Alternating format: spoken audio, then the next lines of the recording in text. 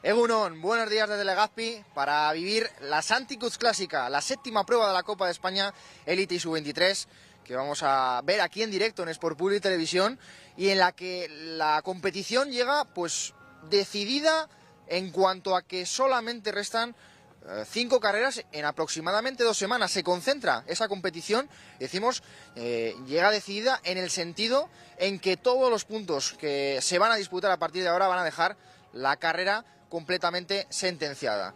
En el día de hoy, ya la primera prueba en la que de momento la meteorología nos respeta y nos va a permitir disfrutar de un recorrido de 153 kilómetros, esa primera parte, esa parte inicial con la ascensión hasta Azcárate, y luego el circuito en el que entran los corredores después del primer paso por la meta volante de Legazpi, esas subidas a Aztiria, a Liernia, a Izaga, y luego en la parte final esa ascensión a Tagoiti, que marcará seguramente el desenlace, como lo ha hecho en otras ediciones de esta competición. La carrera, en cuanto a certamen de la Copa de España, con ese liderato, 328 puntos para el líder, para José María Martín de la Extremadura, pebetero, que poco a poco sigue sumando puntos.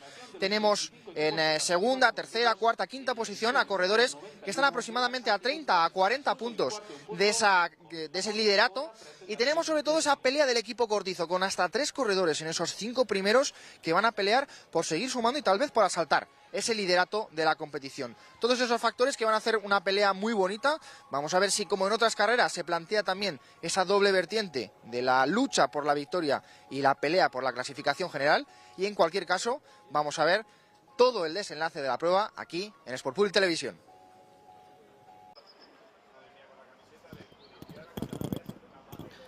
Egunon guztioi eta ongi etorri Santikutz klasikoaren 91. ekitaldi honen kontakizunera.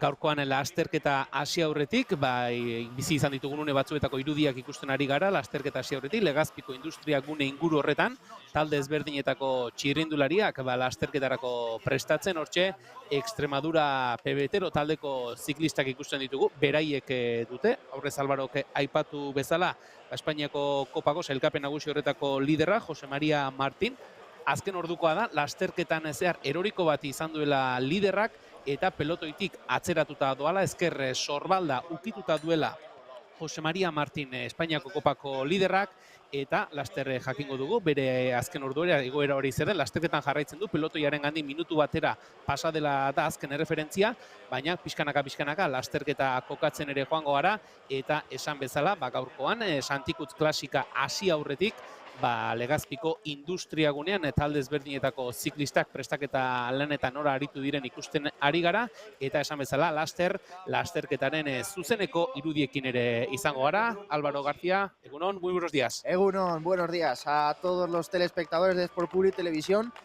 Qué maravilla estar en Legazpi y estar secos todavía a estas alturas de la mañana. Era la presentación, esos momentos previos al inicio de la carrera. Y el ambiente siempre, los familiares, los aficionados que acompañaban aquí en este día festivo, en este 1 de mayo en Legazpi, a la competición, a la séptima prueba de la Copa de España, ya en marcha con esa situación que iremos comentando, con el líder José María Martín, que sufrió una caída justo antes del primer paso por Legazpi, por la línea de meta, por esa meta volante. Parece que está intentando recuperar, marchaba con casi 3 minutos de pérdida en el momento en el que sufría esa caída y pasaba por aquí por Legazpi. Última referencia, última información que teníamos ya bajando Liernia era que se quedaba tan solo 1 minuto de ese pelotón principal.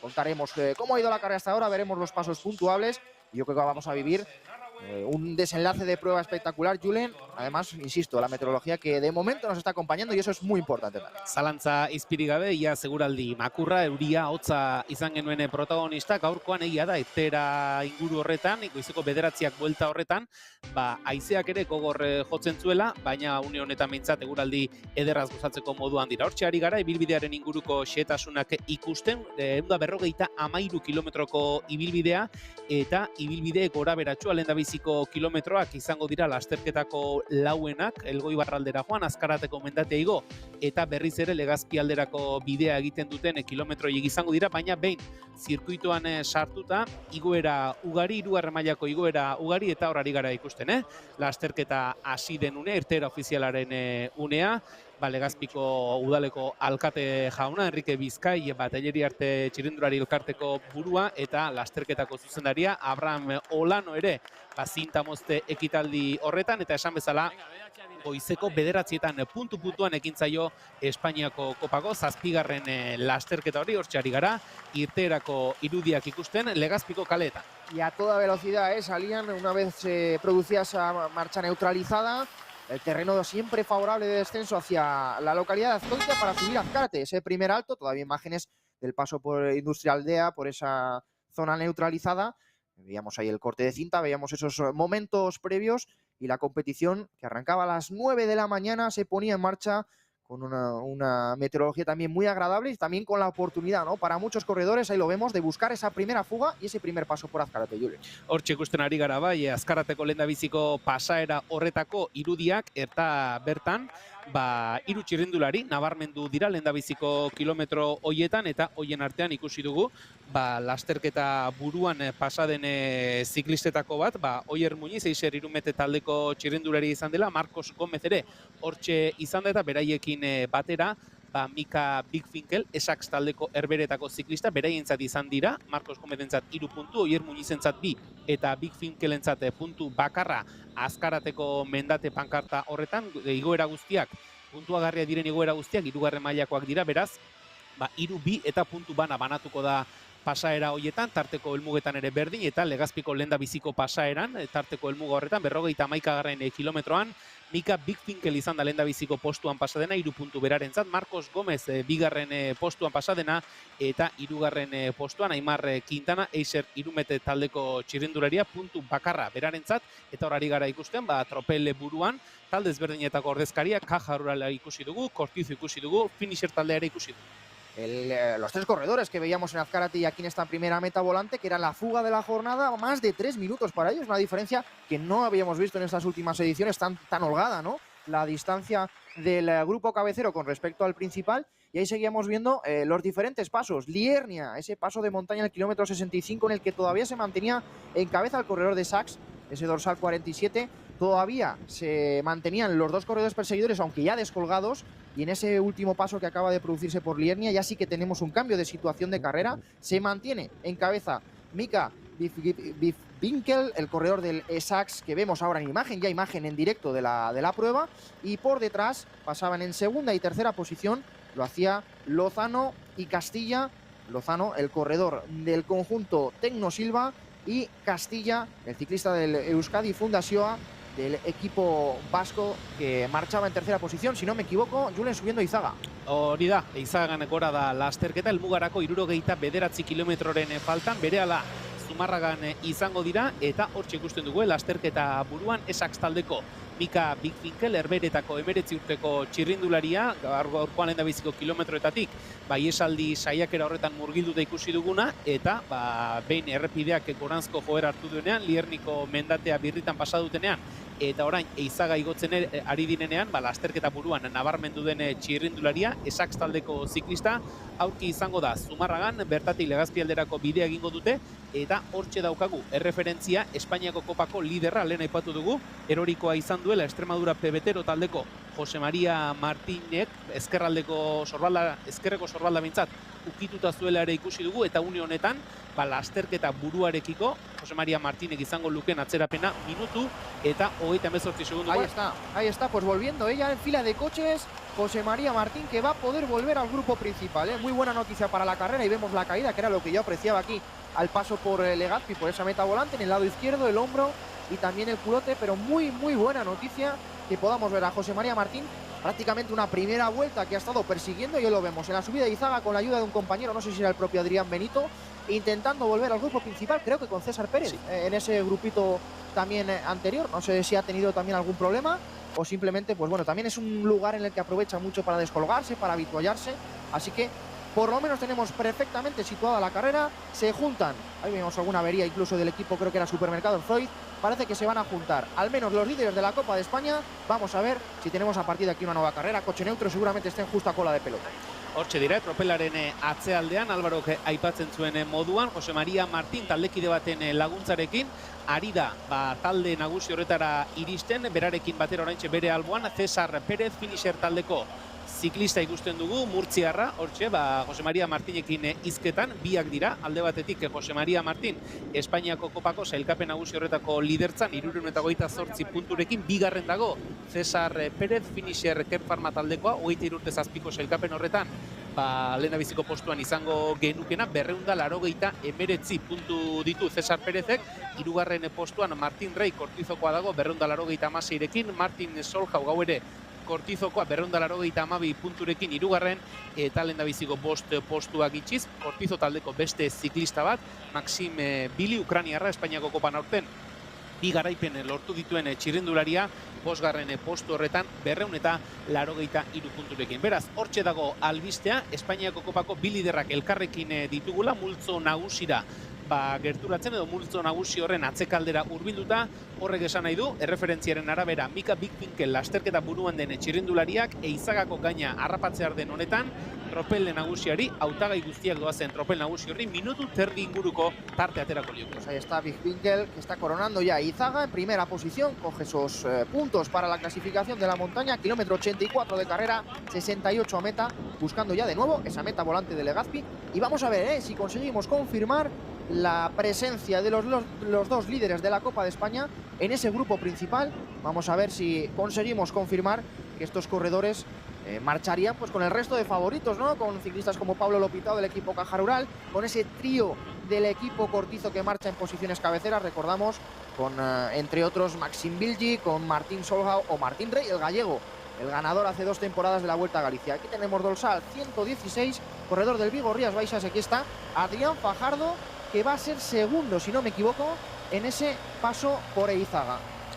Atzera begira ikusten dugu, Adrián Fajardo, Vigo Rías Baixas taldeko txirrindularia, eta tropeletik mugimendu gehiago ere bai, Caja Rural, ¿no? En tercera posición. Hori da, Caja Rural taldeko ziklista bat aurrera egin nahian, berriz ere Mika Bikfinkelen irudiak jarri dizkigute, une honetan 50 segundoko tarte aterako lioke, Mika Bikfinkelek, beraren gandik gertuen den ziklistari, baina ikusten genuen, hor, Adrián Fajardorekin batera, Caja Rural aleak taldeko ziklista bat iruditu zegu, pelotoitik aurrera egin nahian, aurrera egin nahi alegin horretan zebilena, Eizagako gaina harrapatu ostean, eta tropelean ikusiko duen, nor kartzen ote duen jazarpenerako ardura, baina tropela ere badirudi bizi-bizi datorrela, izan ere denbora gutxian nabarmen egin du behera Bikfinkelek duen errenta horrek, 22 segundoko tartea ermaten digute une honetan erreferentziek, beraz, Bikfinkel gero eta gertuago dago tropel nagusi horretatik, laster izango ditugu, Eizaga atzean utzita Legazpin bigarren aldiz, bertatik tarteko helmugatik pasako dira, bertatik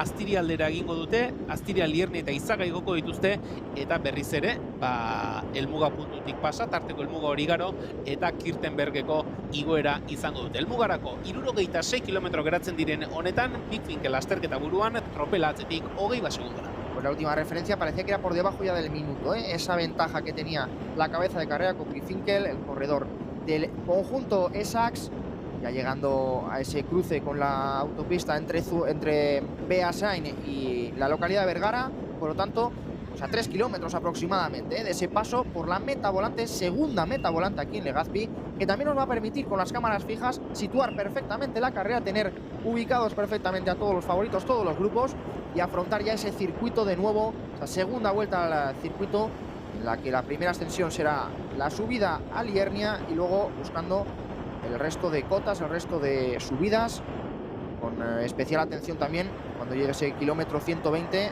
a Kirtenberg, esa mítica ya ascensión aquí en Legazpi y esa variante, ¿no?, al circuito que da un picante, ¿verdad, Julen, extra a esta competición, a esta Santikutz Klasika. Zalantzari gabe, malda pikoak dira, 18ko penditza duten maldak dira, Kirtenbergeko errepide hoiek, eta bien bitartean Eizagako pasaeraren erreferentzia badugu, Bikfinkel izan da lehendabiziko postuan pasadena, berarentzat 3 puntu, 116 dortsalarekin Adrián Fajardo, Vigo Rías Baixas taldekoa izan da bigarren postuan, Eizagako mendate pankarta horretan, eta Dani Zepa, Caja Rural alea taldeko ziklista izan da 3. postuan pasadena, berazen hor tropel buru horretan, bizi-bizi Adrián Fajardoren gurpilaren bila atera dena, eta bien bitartean ikusten ari gara, Legazpirako bidean dela lasterketa burua, Mika Bikfinkelek bakarrik jarraitzen du, tropela lehen aipatu dugu, azken erreferentziek hortxe 20 segundu, minutu erdiaren bueltakoak ematen txizkiguten, egia da, errepide hau erosoa dela tropelak lana egin dezan, egia da tropel horretan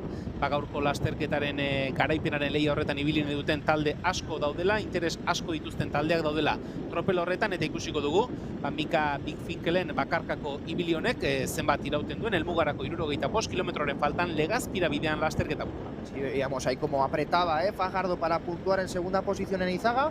Finalmente el Caja Rural, que era Dani Cepa, el ciclista, que ya hemos visto también en posiciones cabeceras, en la pelea, en los podium, peleando, por ejemplo, en la clásica ciudad de Torredonjimeno, donde conseguía esa tercera posición y donde seguramente también quiere ir ganando puntos en esa Copa de España, esa clasificación general. Vamos a aprovechar este impasse antes de que llegue aquí también a la zona de Legazpi y dispute esa segunda meta volante para hacer un repaso a esa Copa de España. Bueno, parece que por detrás que se anima la cosa, este grupito principal en el que, bueno, se puede formar esa primera intentona de contraataque. No vemos ahí a ninguno de los líderes de la Copa de España, pero sí vemos a ciclistas de Caja Rural, Vigorrías Baixas, Cortizo un poquito más atrás, Gomur, Team MP Group, así que ojo a este grupito que se está formando en esa carretera, en esa aproximación a Legazpi y ese nuevo paso por el circuito, doble representación de Vigorrías Baixas.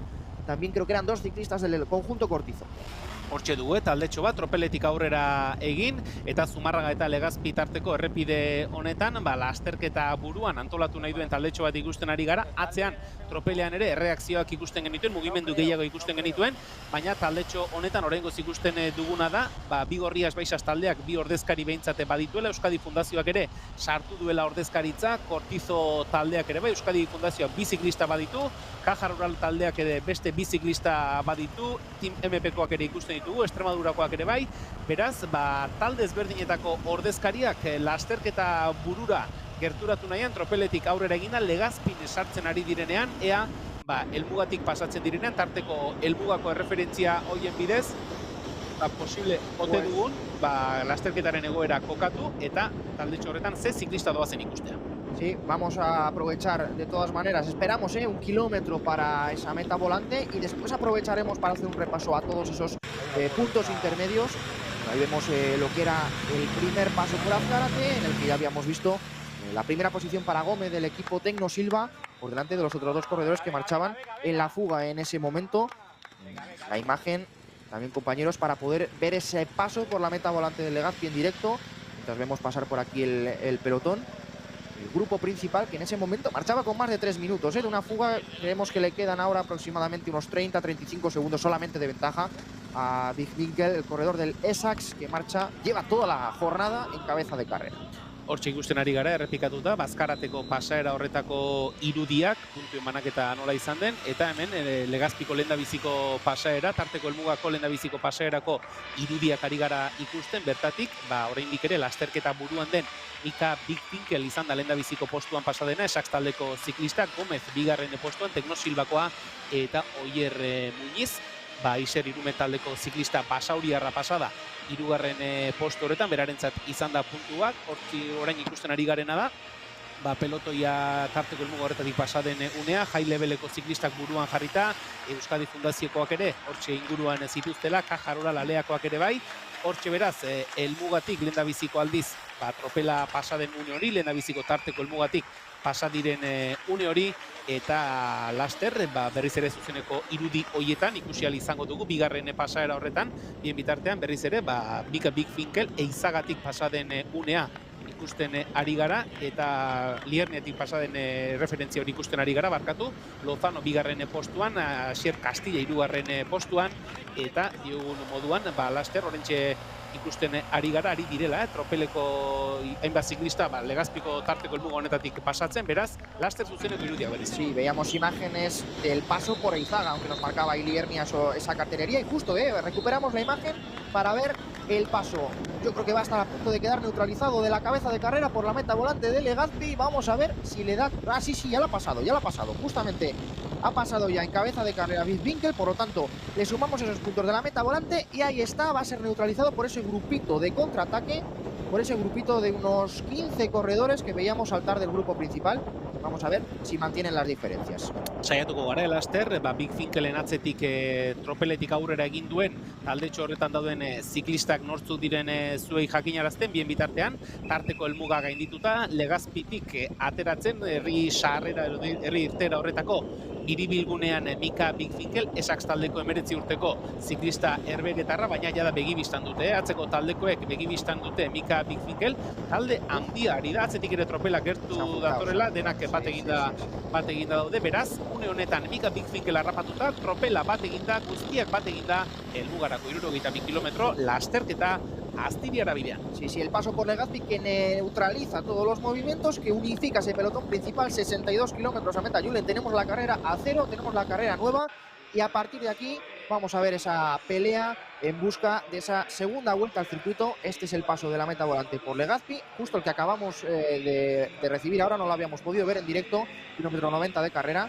Ahí todavía veíamos ese grupito perseguidor, pero enseguida el grupo principal también en las calles.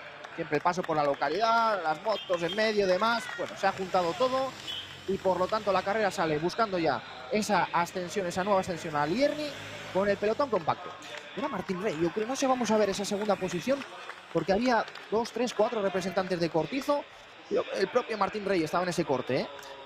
Hortxe beraz, pelotoia tarteko helmuga horretatik pasaden une ikusten ari gara, hortxe ikusi dugu Cesar Perezen maiota, Espainiako kopako liderraren maiota, 23 urte zazpikoen maila horretan, eta berriz ere, zuzeneko irudiak, lasterketa buruko irudiak, eta badira, talde ezberdinak aurrera egin dutenak, Astirira bidean, eta Bigorrias Baixas taldeko ordezkari bat ikusten dugu, orain beste talde batzuetako ordezkaritza ere Saksekoak ere hor dabiltza, Caja Ruralekoak, Finisherrekoak ere buruan, Kortizokoak ere tropel buru horretatik hurbil.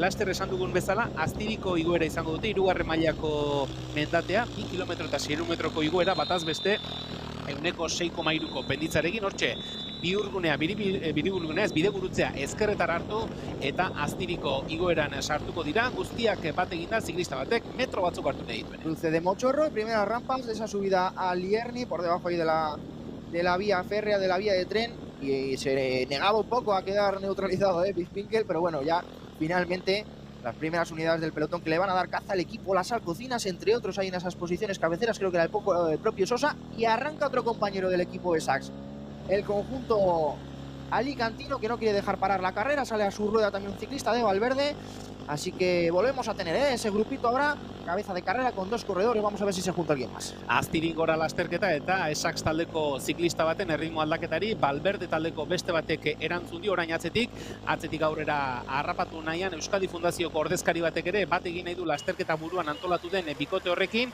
eta tropelaren atzekaldean ikusten ari gara, Astiriko lehendabiziko malda hauek hasi direnean, jendea sufritzen ere bai, jada lasterketako kilometro dezente egin dituztelako, 90 kilometro ere gainditu dituztelako, eta tropelaren atzekaldean, erritmoa bizia denez, jendea sufritzen ikusten dugu, baina hortxe ditugu lasterketa buruan, tropel buruan, badira mugimenduak. Lo importante ahora, ¿no?, ver en esas posiciones traseras a José María Martín, que tiene que recuperarse evidentemente de esa caída, que no va a tener un día nada fácil, acabe como acabe, ¿no?, esta Santicus clásica, pero bueno, vamos a desear que pueda volver a posiciones de cabeza de carrera, a posiciones de cabeza de pelotón, mientras el equipo Esaks ahora vuelve a quedarse en solitario con un corredor aquí en cabeza.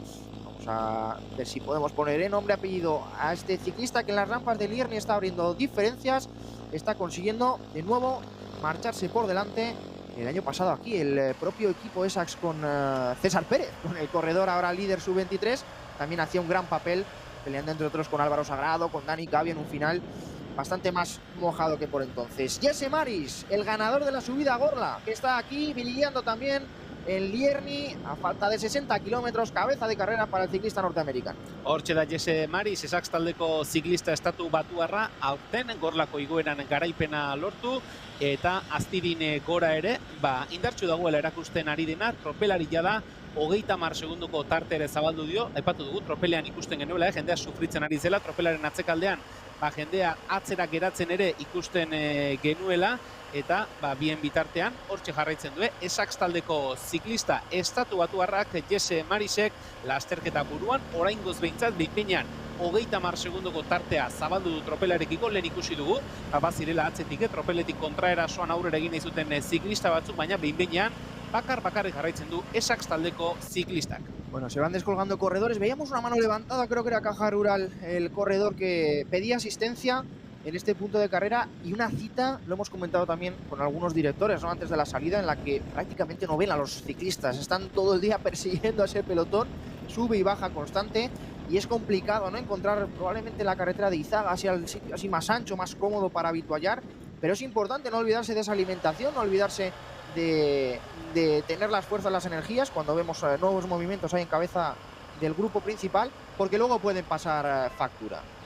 Horari gara ikusten, talde ezberdinetako txirrindulariek aurrera egin nahi dutela, tropel buru horretatik, lasterketa burura hurbildu nahi dutela, eta oraingoz behin-behinean, emankizunaren hasieran aipatu dugu, nola Espainiako kopako liderra den, lehendabiziko postuan doan Jose Maria Martín, Extremadura pebetero taldeko txirrindulariak erorikoa izan duen, une batean atzerapen desientea ere pilatu du, ezker sorbaldan eta ikusi dugu, kolpeak badituela, baina taldekideen laguntzarekin talde nagusian sartu da, eta oraingoz behintzat, lasterketa burutik 30 segundura doan tropel nagusi horretan doala ikusten dugu, eta bien bitartean, Aztiriko igoeran aurrera egiten ari dena eta bidea egiten ari dena Jesse Maris, Esax taldeko txirrindulari estatu batuarra esan dugu moduan, aurten gorlako igoeran garaipena lortu duena, eta orain arte Mika Bigfinkel bere taldekidea izan da lasterketa buruan eguneko protagonista, orain errelebo hartu, eta Jesse Marisek jarraitzen du Aztiringora lasterketa buruan. Esax, protagonista absoluto, el equipo alicantino, el Esax Esbico Fundación, ese nuevo patrocinador que incorporaban esta temporada y que les está permitiendo, pues, desde luego brillar en esta Copa de España, buscar, es difícil, ¿no?, pero igualar lo que consiguieron el año pasado, donde fueron uno de los equipos más fuertes, también con Mateusz Stellrich, tenían un bloque realmente competitivo. Stellrich, si no recuerdo mal, ganador en Aiztondo, así que el año pasado fue de muchos quilates para ellos. Vemos ahí a Javier Morante de Natural Green cerrando el grupo principal, por parte de Gomur también con Mario Gómez y más ciclistas que están sufriendo. Veíamos que miraba para atrás la cabeza de carrera Jesse Maris. Yo creo que estaba muy cerquita de coronar ya ese paso por Aztiria primero, tengo yo aquí. 48 kilometro geratuko dira Aztiriko gaina harrapartzen dutenetik helmuga punturaino, eta horari gara ikusten, txirrindulari ezberdina berriz ere eskua jasota, Javier Morante bere ikusten genuen hor, eskua jasota autoaren zain, autoatik zerbait behar horretan, baina tropelaren atzekaldean ari gara, ziklistak sufritzen ari direla ikusten, esan dugu, laster jada, lasterketako 100 kilometrora ere iritsiko direla, Espainiako kopako 7. proba lehiatzen ari dira, eta hemen dagoen mailarekin, ziklistak jada lasterketako une honetan sufritzen ikuste ere ez da hain harritzekoa izango. Bien bitartean indartsu jarraitzen duena, minutu erdiko tarte horri eusten jarraitzen duena Jesse Maris, Esax taldeko ziklista, eta bere atzetik hortxe, beste 3 edo 4 ziklista, Caja Rural Alea taldeko ordezkari bat bertan da, finisherrek ere badu ordezkaritza, beraz, lasterketa buru horretan, une batetik bestera laukote bat elkartu daiteke. Caja, Finisher y Team MP Group, que son los que marchan ahora en este grupito de contraataque.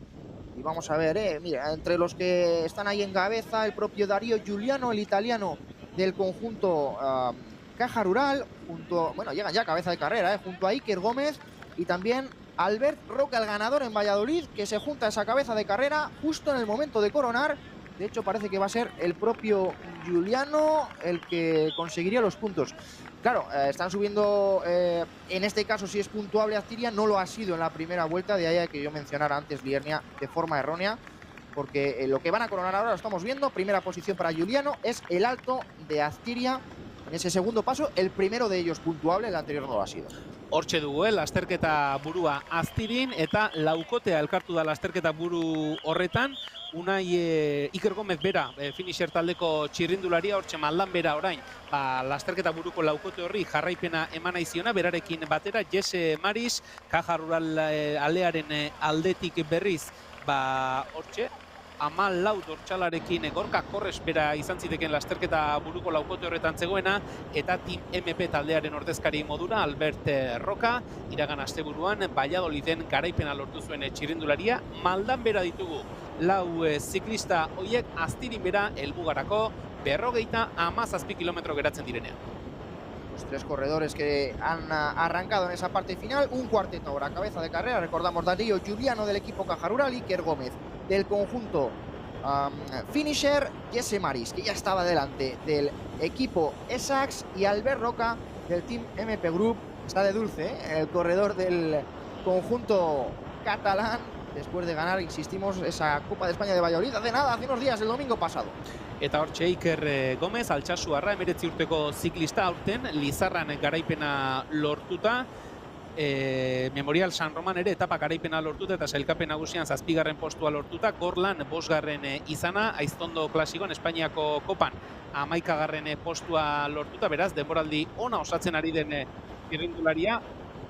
Eta hortxe, jetxieran, aztiriko jetxiera horretan ikusten ditugu, lasterketa buruan diren lau ziklistak, oraingoz ondo elkar ulertzen ari direnak, Jesse Marisekin elkartu den hirukotea, jada laukote bihurtu den honetan, Madlanberako jardunean jarraitzen dute, Aztirin bera, tropela ikusiko dugu, tropela norka hartzen ote duen, hauen jazarpen egiteko ardura. Pues cómo cambia la carrera, porque hablábamos en línea de salida con José María Martín, siempre sonriente, siempre con muy buena actitud.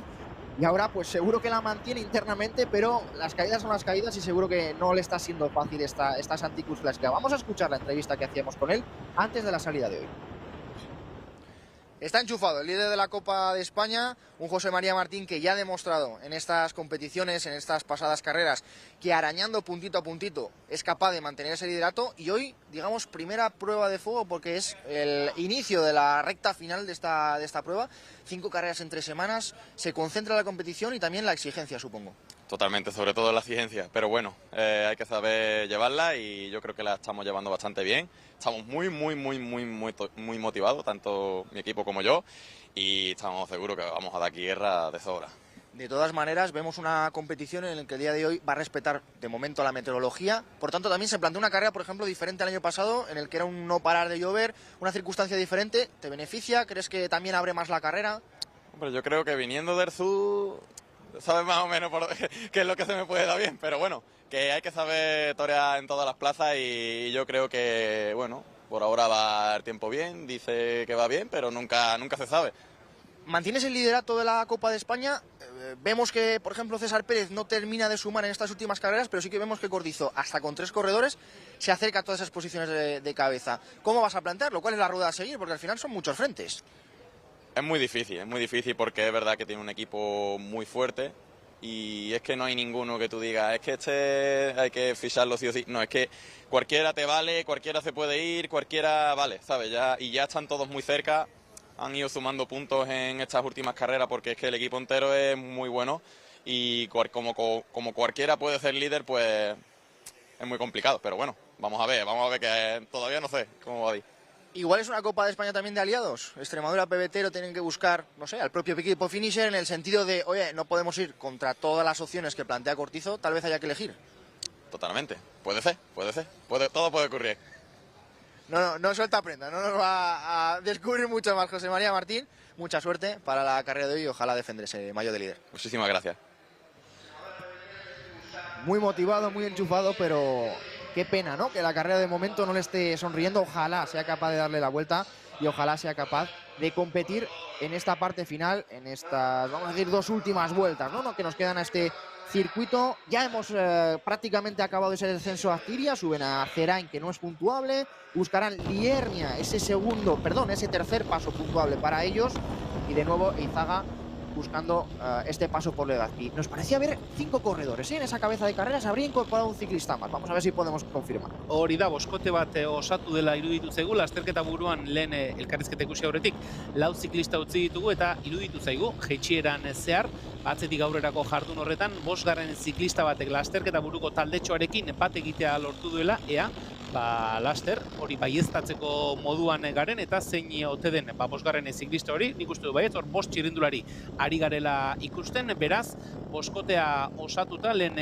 hortzi utzi ditugu, Jesse Mari, Iker Gomez, Dario Giuliano eta Albert Roca, eta atzetik gehiago ere badatoz, kontraerasoan atzetik aurrerako lanean ikusten ditugu beste hainbat txirrindulari, beraz, lasterketa buruan talde handi xamar bat elkartu daiteke.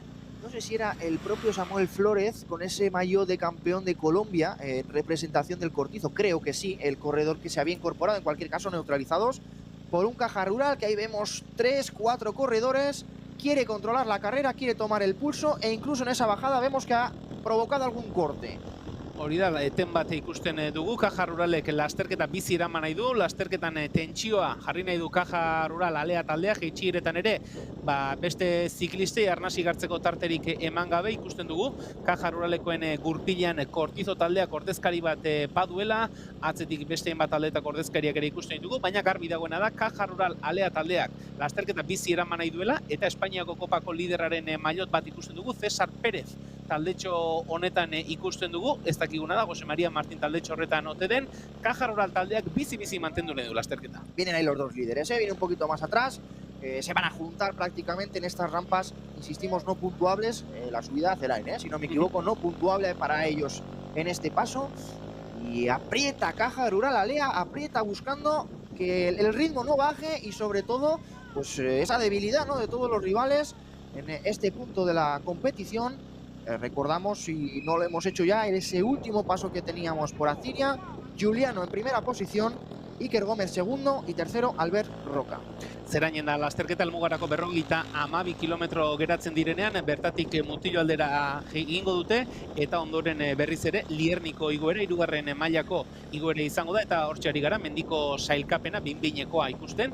Mika Bigfinkel izango genuke sailkapen horretan buru 10 punturekin, 2. Gómez, 5 punturekin, Oier Muñiz 3. 3 punturekin, Fajardo 4. postuan, eta Lozano hauek 2 punturekin izango genituzke. Beraz, hor ari gara ikusten ez, zeraindik Mutilloarako bidean Caja Rural taldea estutzen ari dela eta sailkapen tarteko helmugen sailkapen horretan, Bigfinkel izango genuke baita ere sailkapen buru behin-behinean 6 punturekin, Aimar Tadeo Euskadi Fundazio taldeko ziklista 2. postuan, eta Caja Ruralek bizi mantendu nahi du lasterketa Mutilloara bidean direnean, zeraindik Mutilloara bidean dira laster Lierniko igoera izango du.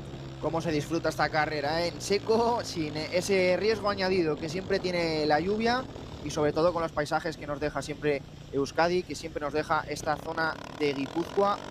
Se pasaba un poquito en esa trazada el ciclista de Caja Rural Alea, tratando de tensar el grupo principal, pero es que engañan y se cierran todas estas curvas, toda esta bajada, buscando ahora sí ese tercer paso por Lierni, que será puntuable de tercera categoría, buscando ese punto de la competición en el que estaremos ya a menos de 50 kilómetros para la meta. Eskertzen da bai zalantzari gabe, errepide lehorrak izatea, ia seguraldi, hotzaguraldi, makuraguraldi guztia izan genuen, eta aurten berriz, oraingoz errepidea lehor dago, eta Caja Rural Alea taldeko ziklista, tropeltxoak gidatzen ari den ziklista, arriskatzen ari da, bihurgunetan eta oso bizi ari da sartzelen ikusi dugune batean.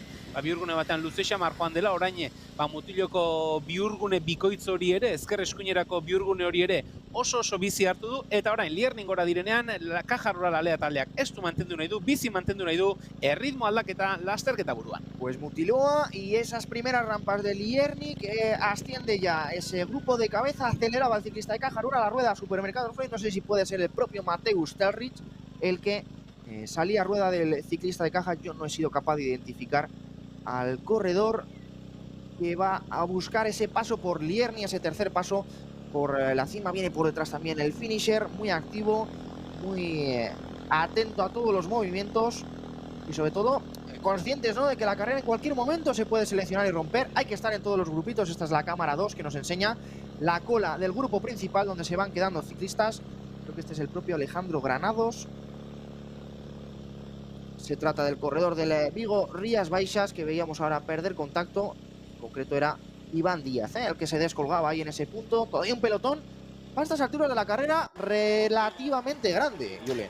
Hori da, 50 kilometro geratzen dira helmugarako, eta hor ari gara ikusten, Jose María Martín, tropelaren erdi atzekalde horretan, Extremadura pebetero taldeko ziklista esan dugu, erorikoa izan duela, eta une honetan sufritzen ikusten dugu, hor ikusten dugu ezkerraldean, izterrean eta sorbaldan, badituela kolpea hartuta dela, Espainiako kopako lidera sufritzen ari da. Se va a cortar en Lierni, te queda todavía ahí Manuel Rodríguez, su compañero de equipo, para intentar, bueno, pues luego cerrar ese hueco, recuperar, pero fíjate, están ahí arriba ya, han pasado toda esta curva que es una de las más pronunciadas cuando se suele hacer ese descenso, ¿no?, de Lierni, y da la sensación de que puede ser el punto en el que pierda contacto ya definitivamente con el grupo principal, el líder absoluto de la Copa de España. Cuando recuperamos imágenes cabeza de carrera, efectivamente Mateusz Telrich, el ciclista de Supermercados Freud, y junto a él el representante de Caja Rural, Dani Cepa, al que ya hemos visto muy activo y puntuando incluso en algún paso de montaña. Hori da lehen ikusi dugu, Izagan, Dani Zepak ere hartu dituela puntuak, orain,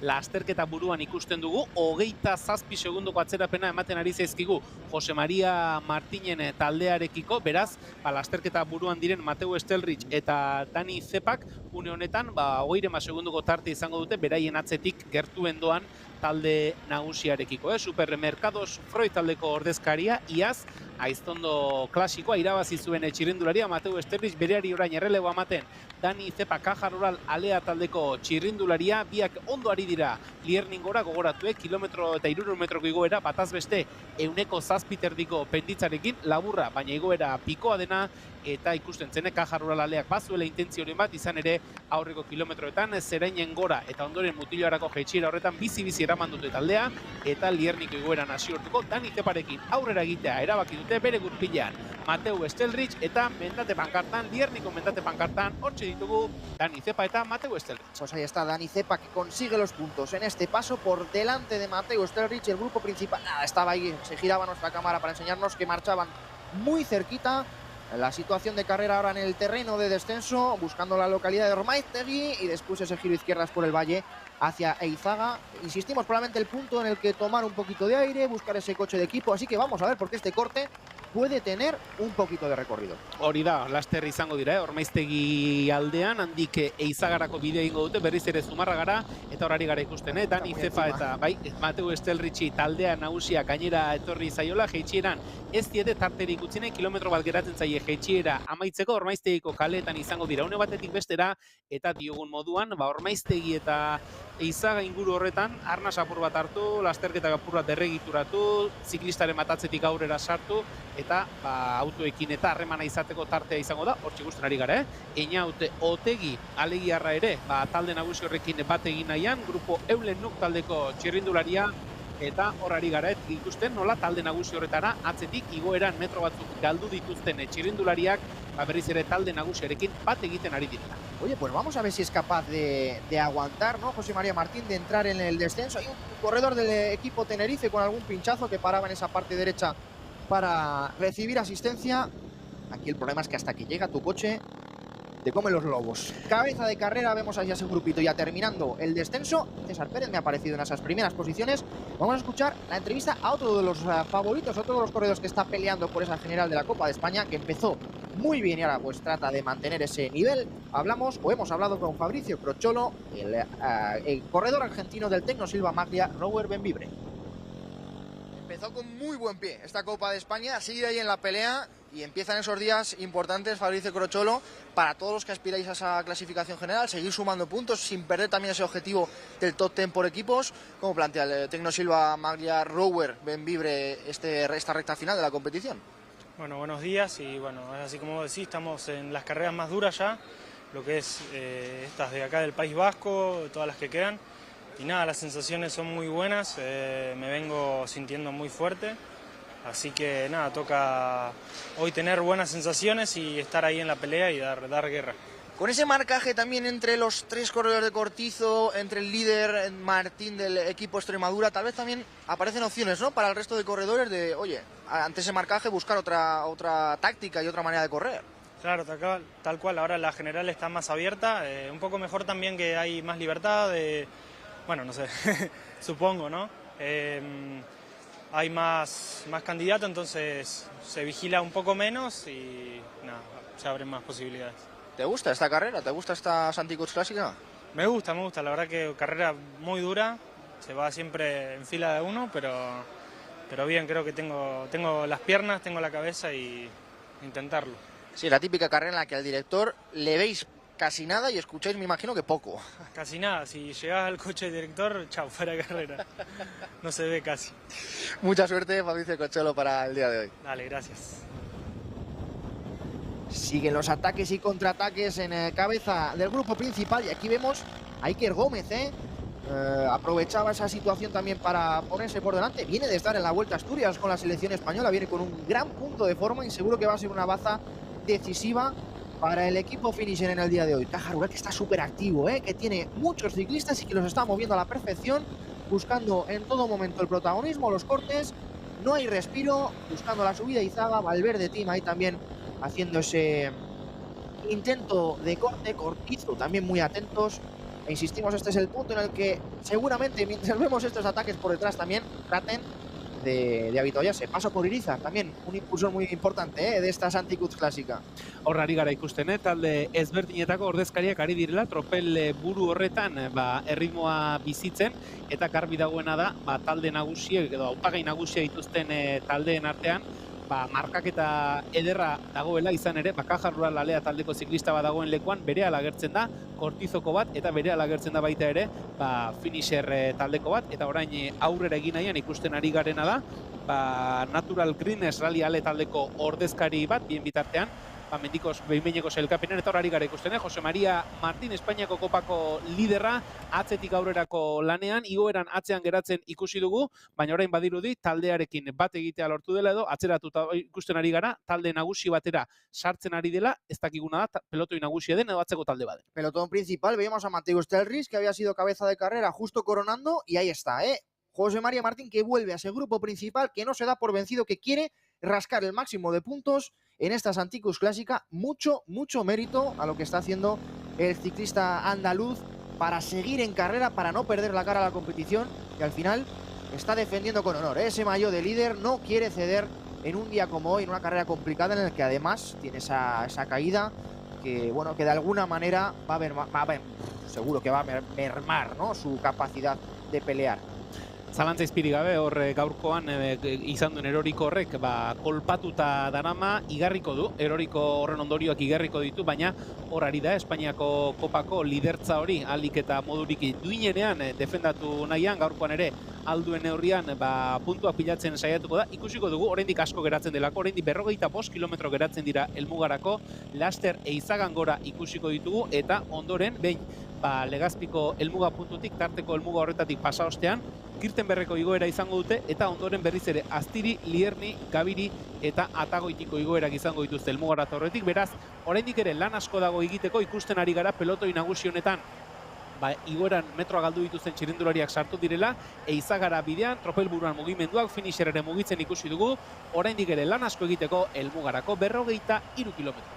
Julen, yo digo que ese es el punto más cómodo y vemos el pelotón casi encunetado, enfilado, porque no hay respiro. En esta Santikutz Clásica creo que era de nuevo el propio Iker Gómez el que intentaba marcharse por delante, aprovechaba ahí para esa nutrición, para ese coger fuerzas y mantenerse con el mejor físico para esa parte final. No termina de hacerse un grupito por detrás posterior y están a puntito ya de ascender a Eizaga de nuevo. Ezkion da lasterketa eta hor ari gara ikusten, tropelaren atzekalde horretan, esan dugun moduan, atzetik aurrera igoeran metroa galdu eta jeitxieran bat egitea lortu duten ziklistak, Einauto Otegi bera aipatzen genuen, eta lasterketa buruan tropeletik aurrera egin nahian, Álvaro zioen moduan, Iker Gómez bera Asturiasko itzulian Espainiako selekzioarekin aritu ostean, orain maila aparta erakusten ari den finisher taldeko Altsasuko ziklista, bere gurpilaren bila besteen bat ordezkari ere ikusi ditugu aurrera egin nahian, baina une batetik bestera Eizagan gora izango da lasterketa, eta ikusiko dugu Eizagan iesalditxoren bat, taldetxoren bat osatzen ote den, orain Iker Gómez bera atzera begira ikusten dugu, ez dugu konbentzitu ikusten, aurrera bakarrik egiteko ahalegin horretan, autoarekin hizketan ere ikusten dugu, beraz, hortxe, lasterketaren egoera une batetik bestera Eizagan gora izango ditugu, eta Iker Gómez finisher taldeko ziklista metro batzuk hartuta. Pues ahí estaba, veíamos al corredor de Extremadura también importante, Manuel Rodríguez buscando creo que era el avituallamiento, ¿no? El poder llevar a su líder sin que se tenga que desgastar ese bidón, ese gel, esa barrita, que va a ser importante en la parte final.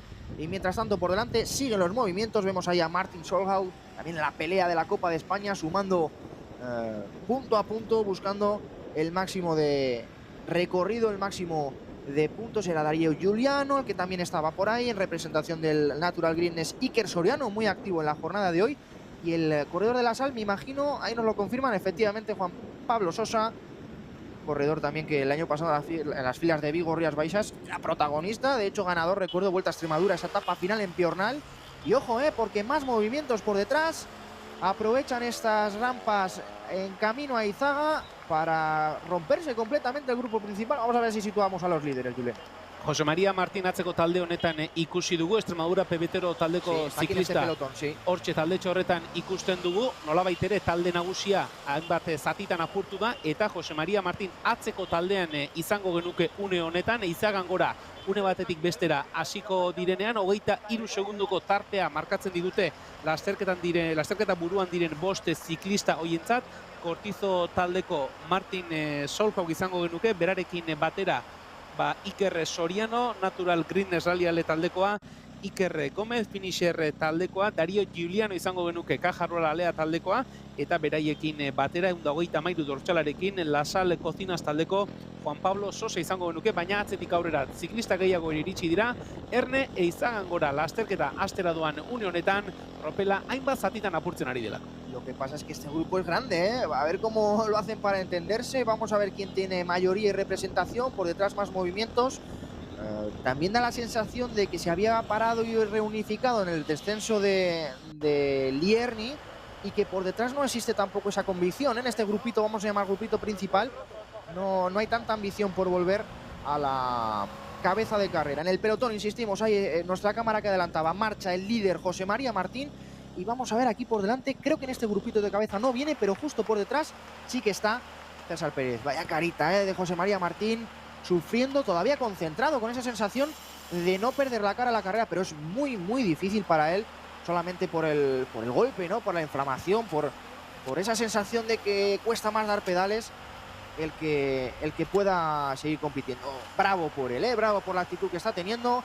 Ahí de hecho le dejan un poquito la tostada, ¿no? De liderar el pelotón. Vamos a ver esta cabeza de carrera, casi 30 ciclistas, vamos a ver si hacen camino y quién es mayoría en este grupo cabecero. Une zailak, Espainiako kopako lidertzan den Jose Maria Martinentzat, Extremadura pebetero taldeko ziklistak ikusi du, talde nagusi bat aurrera joan dela eta beratzeko talde horretan geratu dela, taldekide baten laguntza behintzat baduela ikusi dugu, baina une zaila, une garrantzitsua lasterketan Jose Maria Martinentzat kolpatuta ikusi dugu, ezker sorbala kolpatuta du, ezker izterra ere kolpatuta ikusi dugu, beraz horrek eragingo dio. Eizagan gora Jose Maria Martinen taldea eta aurrean ikusi dugu, 20 ziklistatik gora zituen beste taldetxo batean, mugimenduak bazirela, ea talde honetan doazen ziklistak identifikatzeko modua daukagu. Pues tiene mala pinta, para Jose Maria Martín ese parón, ahora sí en el grupo principal, parece que los favoritos han marchado para adelante. Vemos este grupo y vemos un reguero de ciclistas por detrás también, en los que entendemos marcha César Pérez, al que de momento no ubicamos en esta cabeza de carrera. Así que tenemos casi 50 ciclistas por delante de Jose Maria Martín buscando la carrera. Ahí están, en esas rampas, en las que siempre aquí las diferencias engañan, ¿no? Parece que están ahí mismo, pero son muchos segundos ya los que tiene perdidos este grupo principal. Rampas de Eizaga, coronando ese paso y luego buscando Legazpi y la extensión a Kirtenberg en ese kilómetro 120 de carrera. Ahí progresa nuestra cámara buscando los grupos delanteros, los grupos que marchan por delante. Y aquí, corredor de Caja Rural, ahí vemos que empezaba a abrir diferencias. No es otro que Juan Pedro Lozano, vencedor también de esas últimas pruebas del torneo de Euskaldun, donde está muy enchufado. Horari gara ikusten, Juan Pedro Lozano, ziklista murtziarra, Caja Rural Alea taldeko txirrindularia, lasterketa buru horretan erritmoa bizitzen ari dena, bien bitartean irudietan ikusten ari garena. Espainiako kopako lidera Jose Maria Martín, Eizagan gora oraindik ez du amore emanai, Granados aurrean duela eta Sergio Gerlins bere gurpilean kokatuta dagoela, alegin betean ari da, ez du amore emanai, jarraitu nahi du, talde nagusi batekin bat egin nahi du, baina esan dugu erorikoa izan ostean kolpatuta dagoela eta une zaila ari dela bizitzen. Bien bitartean, lasterketa buruko irudietara itzulita helmugarako 40 kilometro geratzen direnean, Eizagako gaina harrapatzeko metro batzuk geratzen zaizkio lasterketa buruan den taldetxo horri, 2 kilometro eskasiko igoera da, bataz beste 106ko bataz besteko penditza duena, eta horari gara ikusten, Caja Rural Alea taldeko ziklistak, esan dugu Juanpe Lozano, garaipenak lortzen ari den txirrindularia eta bere gurpiletik gertu. Cortizo taldeko ordezkariak ikusten ditugu, Euskadi Fundaziokoak ere bai, beraz, ziklista ugari lasterketa buruan, helmugarako 40 kilometro geratzen direnean. Venga, pues coronando prácticamente Eizaga, aprovechando también Caja Rural para coger esos bidones. Y este es el movimiento que busca defender el maillot de líder de la Copa de España, Jose Maria Martín, que intenta llegar a la cabeza de carrera. Ahí le vemos al fondo, ahí le vemos al fondo de este grupito. Al que yo no sitúo ahora es a César Pérez, al que no ubico ahora es a César Pérez, al líder sub-23. Aquí sí que Cortizo ya que está poniendo un puntito más y está buscando dinamitar la carrera justo cuando coronan la ascensión a Eizaga. Eizagan da lasterketa burua, Zumarragan lasterketa, laster Legazpirako bidea egin, tarteko helmugatik igaro, eta ondoren esan bezala, Kirtenbergeko igoera izango dute, Kirtenbergeko hormatzarrorik topatuko dute, bat 18ko gehieneko penditzak ere badituena, eta horari gara ikusten, Jose Maria Martin, talde nagusi horren atzekaldean sartuta dago, ez duguna ikusten, ez duguna kokatzen, Cesar Perez da, bere taldekide batzuk badira, Finisher Kern Pharma taldeko ziklistak ikusten ditugu talde nagusi honetan, baina Cesar Perezen erreferentziarik ez daukagu, akaso talde horretan aurrera xago joango da, baina une honetan behintzat ez dugu Cesar Perez, 23 urte zazpikoen Espainiako kopako liderra ikusten, eta hori baliatuz, edo goera baliatuz, talde ezberdinetako ziklistak erritmoa bizitzen lasterketa buruan, Caja Rural Alea taldeak beste saiakera bat egin du, Cortizo taldea ere hortxe dago, MPG taldekoak ere hor dira, beraz, talde ezberdinek interes ezberdinak jokatzen lasterketa buru horretan, Zumarragatik Legazpirako bidean izango dugu, une batetik bestera lasterketa.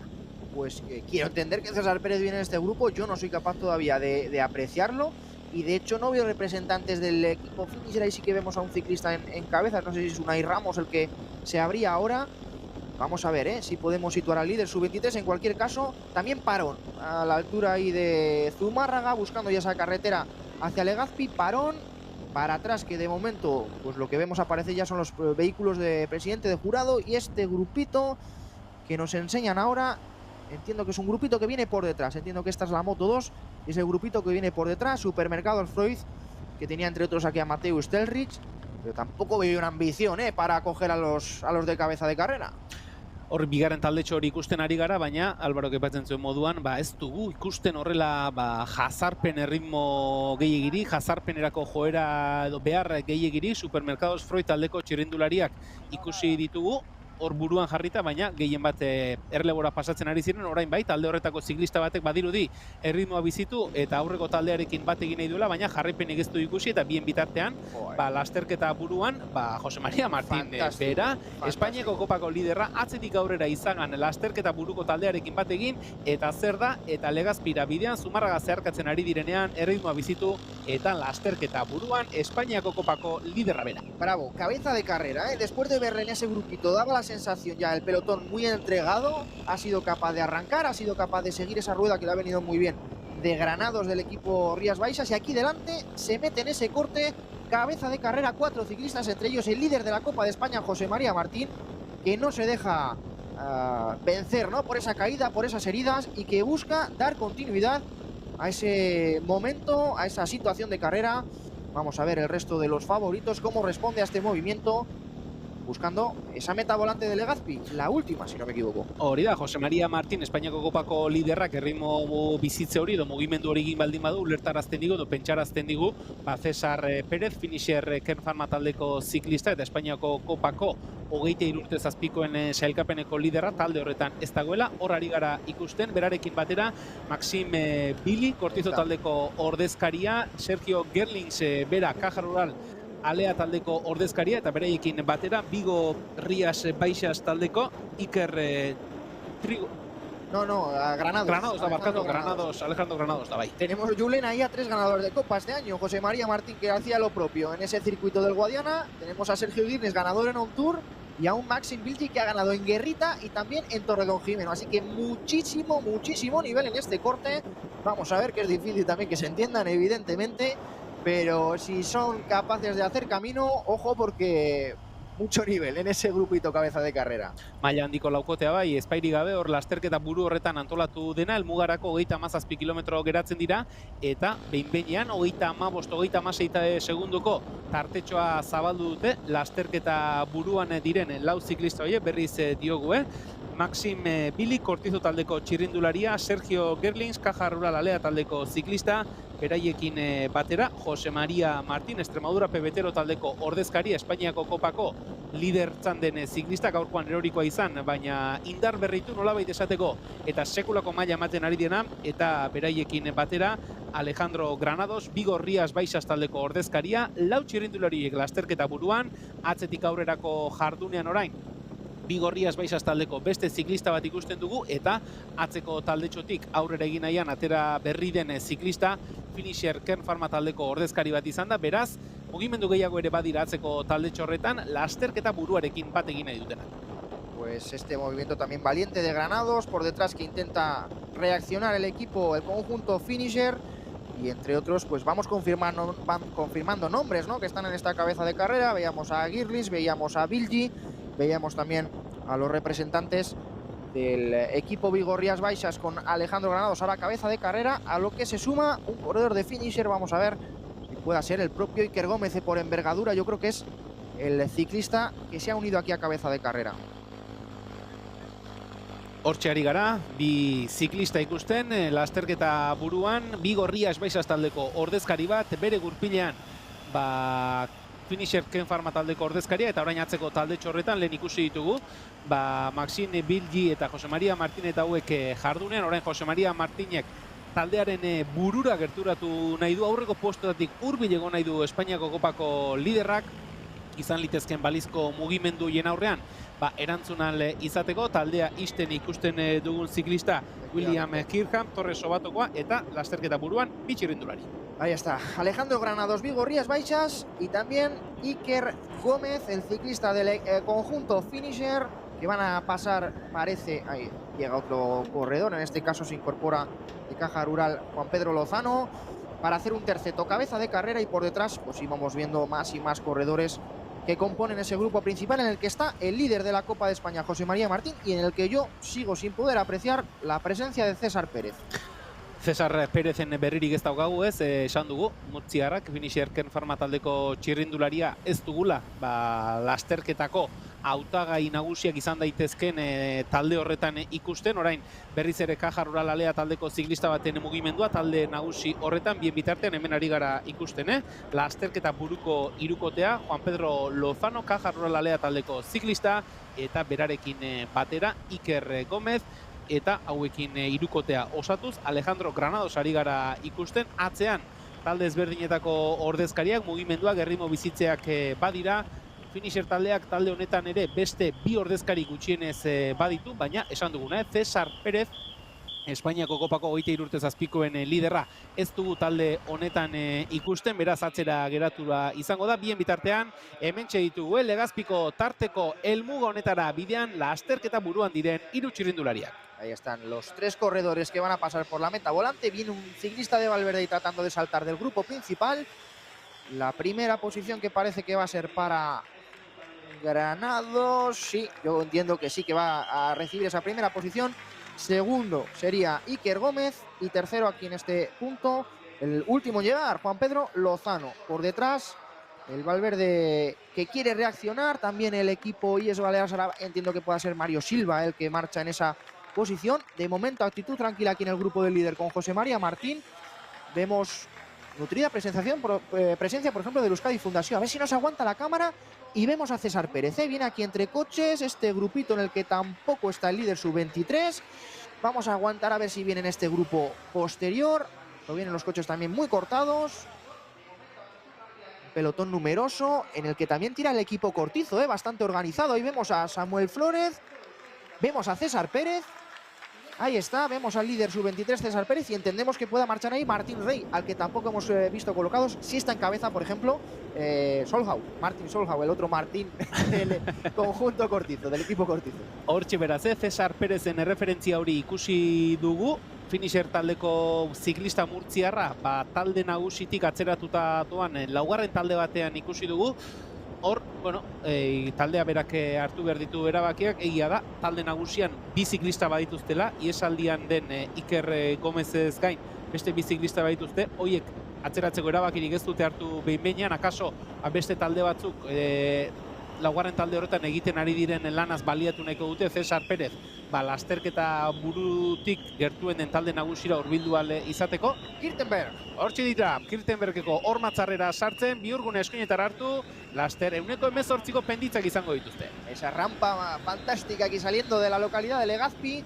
Esa entrada siempre complicada, y aún así perfectamente marcada. Vamos a poner en valor, Julen, 110 voluntarios a pie a tierra, marcando y garantizando la seguridad de la prueba en todos los cruces, en todos los puntos calientes de la jornada. Hay un voluntario que apoya aquí a esta Santicus Clásica y que hace posible esta competición. Así que el agradecimiento a todos ellos por hacer posible este ciclismo tan bonito, este ciclismo de Copa de España Elite Sub-23. Vamos a disfrutar de la subida a Kirtenberg. Hortxe ari gara ikusten, lasterketa buruan den irukote horretan, Alejandro Granados erritmoa jartzen ari dena, bere gurpilean Juan Pedro Lozano, aurten Natxituan eta Lazkaon garaipena lortu dituen txirrindularia, eta beraiekin batera Iker Gomez, finisher Ken Pharma taldeko txirrindularia, eta atzean talde nagusian erritmoa bizitzen ari diren ordezkariak ere ikusten ditugu. Beraz, Kirtenbergen ondo kokatu da sartu nahi dute denak, lasterketako punturik beroenetako batera iristen ari da talde nagusia, ea zer ematen digun, esan dugu, 118ko penditzak ere topatuko dituzte laster. Actitud ahí de Eiser Irumet, en la subida a Kirtenberg, buscando entrar bien situado, sobre todo, que al final aquí es lo importante, salvar la extensión. Ahí están las rampas más duras, a Granados, que aprovecha su menor peso, su menor envergadura para ir haciendo camino, y Lozano parece que sufre un poquito más, el Pichichi del torneo Euskaldun, que se le atraganta un poquito más a estas rampas.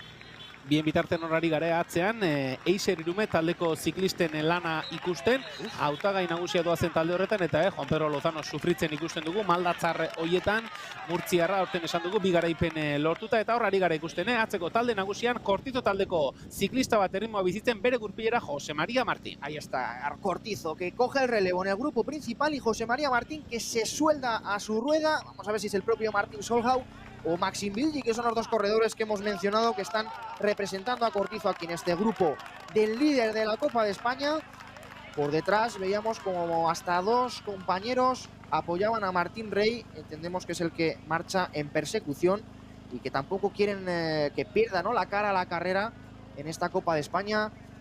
Qué maravilla el ambiente, ¿no? Cómo aplaudían ahí a los corredores. Y bueno, parece que se corta, parece que se marchan ahí 3, 4, 5 corredores. Entre ellos el líder de la Copa, José María Martín, al que parece que de momento esa caída no le termina de eliminar para la pelea de esta carrera. Maila bikaina ematen, Jose María Martín, Espainiako kopako liderra erorikoa izan ostean, lasterketa lehiatzen jarraitu eta atzeratuta izan den arren, berriz ere buru-buruan jarri eta pedalkolpe aparta erakusten ari da. Hortxe ari gara, Martin Solhau bera dela uste dugu, Cortizo taldeko txirrindularia orain, talde nagusi horretan buru-buruan jarri eta beste hiru ziklistarekin aurreratuta doana, bien bitartean, lasterketa buruan Alejandro Granados eta Iker Gomezek jarraitzen dute. Alejandro Granados une oro Kirtenbergeko mendate honetan erritmoa jartzen, bere gurpilari itxatxita Iker Gomez, 15 segundoko tartea markatzen digute lasterketa buruko bikoak, atzetik datorren taldetxoari ateratzen dio. Venga, pues la rampa final ya de Kirtenberg, llegando arriba, llegando al momento de coronar, bajarán hacia el cruce de Mochorro para iniciar de nuevo el circuito que ya conocemos. Esa subida, primero a Aztiria, después a Lierni. Ahí los corredores que reciben el aplauso del público, se queda en cabeza Iker Gomez con Alejandro Granados. Ojo, porque se descuelga Juan Pedro Lozano y eso va a provocar que Caja Rural cambie de actitud seguro y trate de volver a estar en cabeza de carrera, ser protagonista de carrera. Hortxe ditugu, Kirtenbergeko maldatzarretatik aterata, errepide zabalago batera aterata, lasterketa buruan diren bi txirrindulariak, Alejandro Granados eta Iker Gomez, eta Ahí venimos.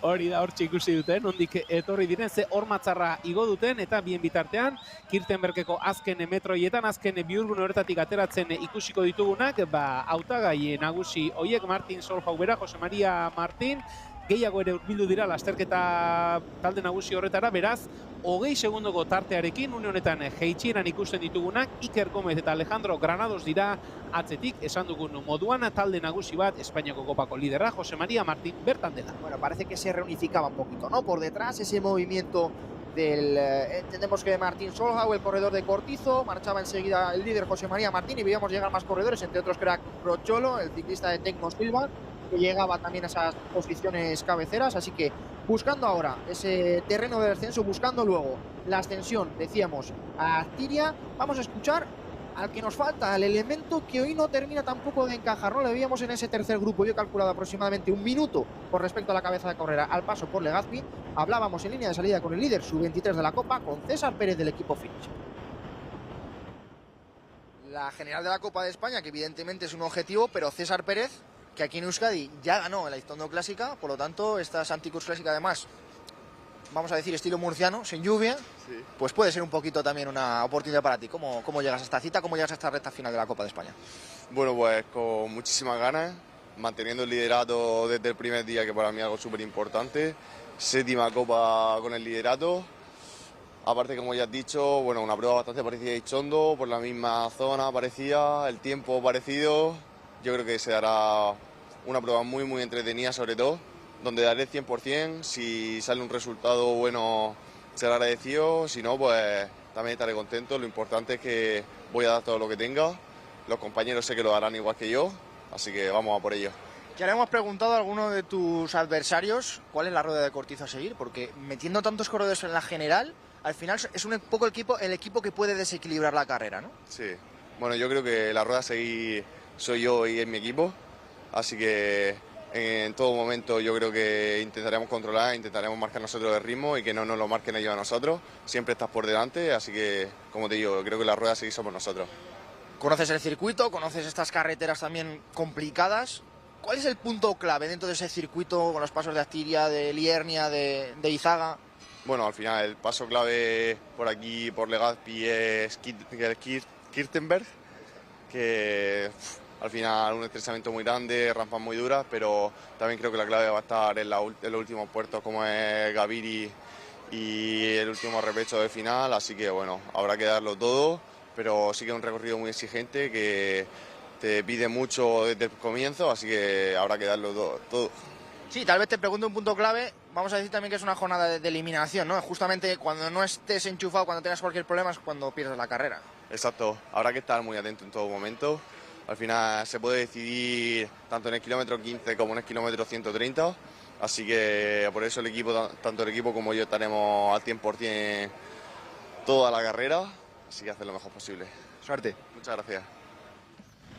Escuchábamos al líder sub-23 que ahora de momento en esta situación pues marcha en un tercer grupo, vamos a decir, cabeza de carrera, donde ha vuelto después de sufrir en Kirtenberg. Juan Pedro Lozano, aproximadamente nos marcan ahí 15 segundos con respecto al grupo principal, en el que está el líder José María Martín, en el que está también el corredor Martín Solja, en el que también veíamos al propio Maxim Bilgi, todos estos en persecución, y me da la sensación de que el líder que vemos ahí, ese sí que es César Pérez. Esto es el grupo principal, así que entendemos que haya podido neutralizar, y no solamente neutralizar, sino arrancar, ¿no? Porque veíamos ahí, este es Moto 2 y este es el grupo principal, así que bueno, se resitúa la carrera, neutraliza el corredor que vemos ahí, César Pérez, al grupo principal, vamos a llamarlo así, pelotón principal, que es el que vemos ahora en imagen, y el propio César Pérez, que ya no quiere que la carrera se vuelva a poner tan loca, ¿no? A poner tan en contra, y se sitúa ahora él mismo en cabeza de pelotón, el propio José María Martín ahí, en ese grupito de cabeza. Se van a ampliar ahora mismo las diferencias con el terceto.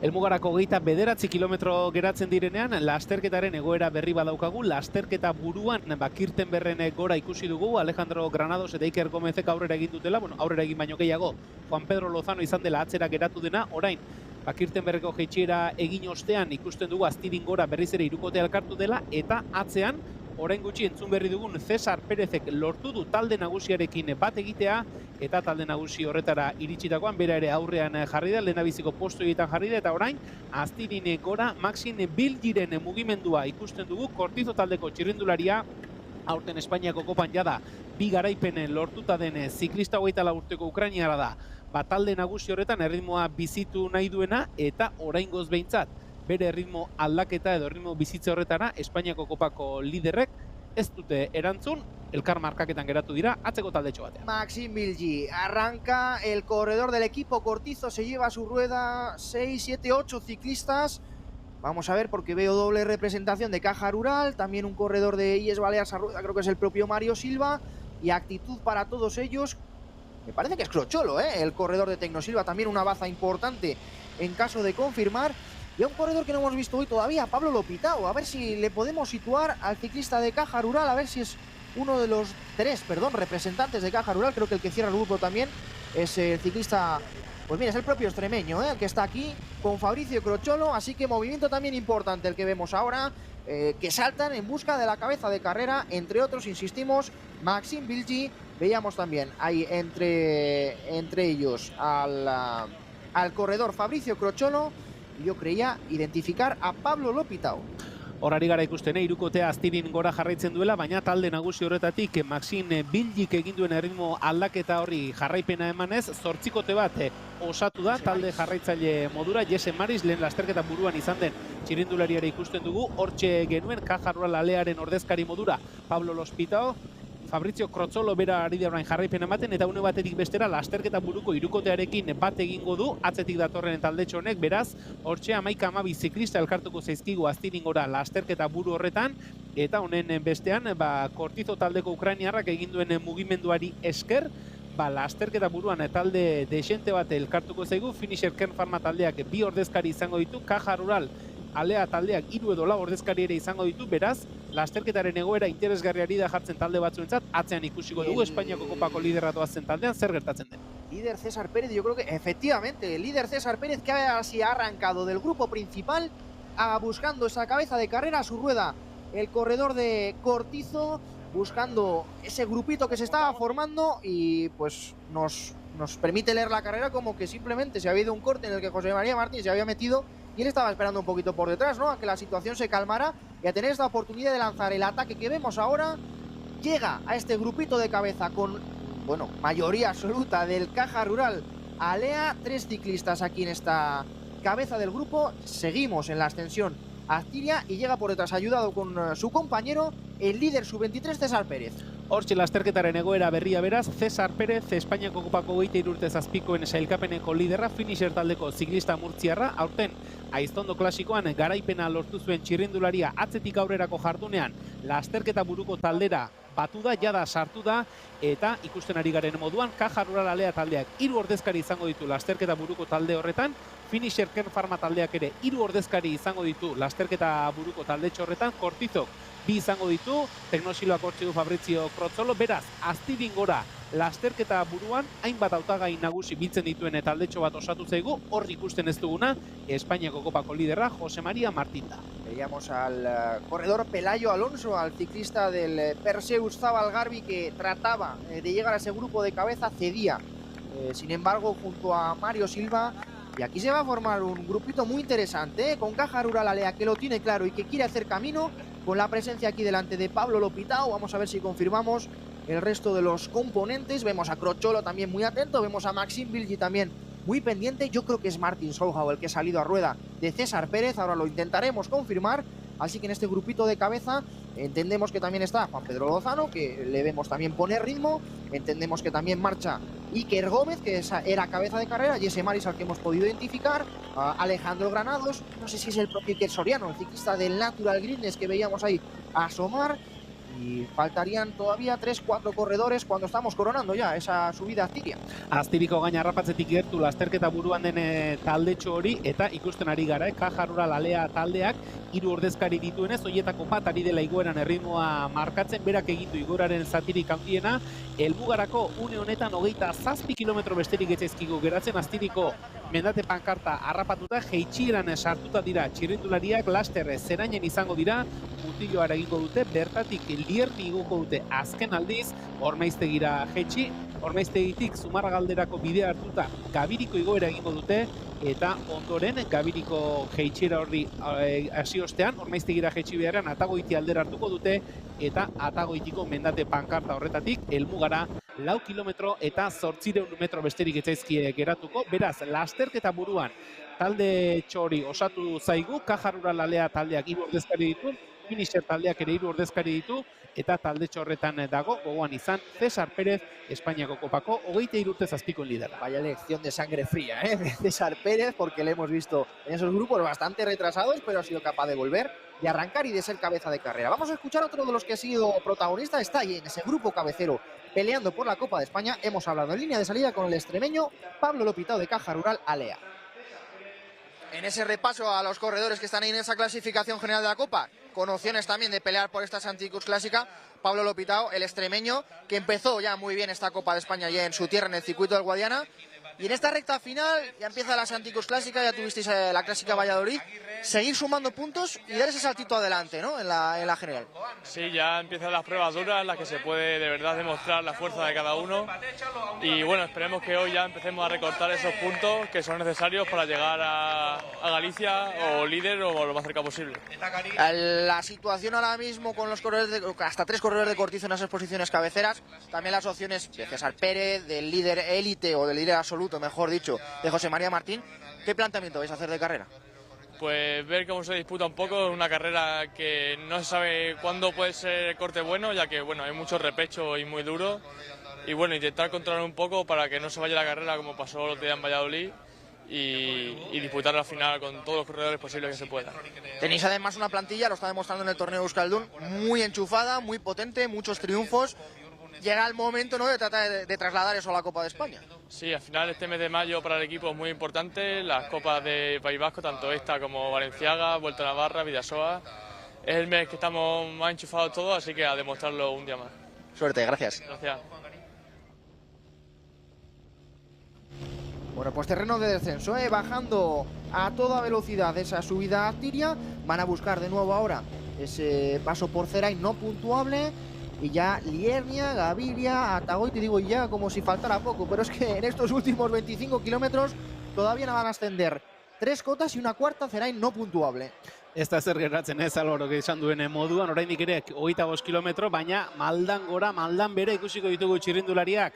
Helmugara bitartean geratzen diren 25 kilometro hoietan, laster berriz ere zuzeneko irudiak izango ditugu, baina hor ikusi ditugu, jeitsiera bete-betean, abiadura bizi-bizian maldan bera, Caja Rural Alea taldeak une oro, gidatzen duen talde nagusi horretan, lasterketa buruan den talde horretan, eta ikusiko dugu, taldekide bat baino gehiago dituzten taldeek, ordezkaritza zabalagoa duten talde horiek ze erabaki hartzen ote duten, datozen igoeretan, lasterketa mugitzeko autua egiten ote duten, edo akaso, ez dakigu, finisher taldearen kasuan, César Pérezen hautagaitza hori bakarrik jokatuko ote duten. Kontrolanerako ere talde batzuk badituzte ordezkariak, besteek ez, ikusiko dugu, eta tozen kilometro hauetan zer gertatzen den, 24 kilometro geratzen dira helmugarako, eta lasterketa oso puntu interesgarrian daukagu. Bien, lo paséis en el Gazpi, bailecitos y todo allí en la zona de meta, todo preparado para vivir el desenlace de la prueba. Estamos en el punto más complicado en cuanto a cobertura. El momento también, compañeros, de poder escuchar alguna de las entrevistas que nos queda ahí pendientes de esa zona de salida, de ese momento previo a que se iniciara la carrera. Intentábamos hablar, ¿no?, con todos los corredores que están en condiciones de poder disputar la general de la Copa de España. Y nos quedaba por escuchar al equipo Cortizo, nos quedaba por escuchar al gallego Martín Rey, al corredor que también va a tratar de pelear por su equipo esa general de la Copa de España. Pues la bicicleta de Martín Rey, la Santicus Clásica, los ingredientes que ya están puestos para que tanto para ti como el equipo Cortizo sea la carrera de asaltar la general de la Copa. Pues sí, la verdad que es una carrera muy atractiva. Ya sabemos que aquí en el País Vasco pues son carreras siempre que dan mucho juego y veremos, ¿no?, si hoy podemos asaltar ese liderato. Venimos de una buena carrera en Valladolid, de un asalto inesperado, así que veremos qué podemos hacer hoy y creo que tenemos un buen plan, sobre todo teniendo a esos 3 entre los 5 primeros, así que habrá que jugar bien esa ventaja. Martín Rey es el ejemplo de la Copa de España de las hormiguitas, ¿no? De ir sumando en cada carrera, de no perder ninguna, de arañar puntos y de estar en esta situación ahora en la que, bueno, tanto tú como cualquiera de tus 2 compañeros podéis estar en la disputa de la general. Sí, la verdad que está siendo una copa que he ido sumando puntito a puntito. Es muy difícil ganar en una copa, sobre todo cuando te vigilan. Entonces, y bueno, y porque tampoco empatamos en muchos casos. Entonces, veremos si podemos conseguir alguna victoria. Si no soy yo, un compañero, y poder asaltar ese liderato. Y nada, como tú dijiste, los ingredientes están puestos, así que vamos a darlo todo. Ya sé que no me lo vas a contar, pero ese plan, ¿cuál es el plan? ¿Qué va a hacer Cortizo el día de hoy? Sorprender. Gracias. A vosotros. Qué misterioso, fantástico, Martín Rey, siempre con esa pausa, ¿no?, que tiene él siempre para explicar todo y también para correr y para competir. Cabeza de carrera en esas rampas, buscando ya, yo creo que Zerain, están ahora subiendo esa subida no puntuable. Sigue ese grupito de cabeza en el que arranca ahora Iker Gómez, el ciclista de finisher, que hay que ver, con la envergadura que tiene, cómo está demostrando en este terreno su capacidad y su buen nivel, ¿no? Mira, yo creo que es José María Martín, que aparecía por ahí al fondo, en la parte derecha abajo, el líder en solitario de la Copa de España, tratando de unirse al grupo de cabeza. Me daba la sensación.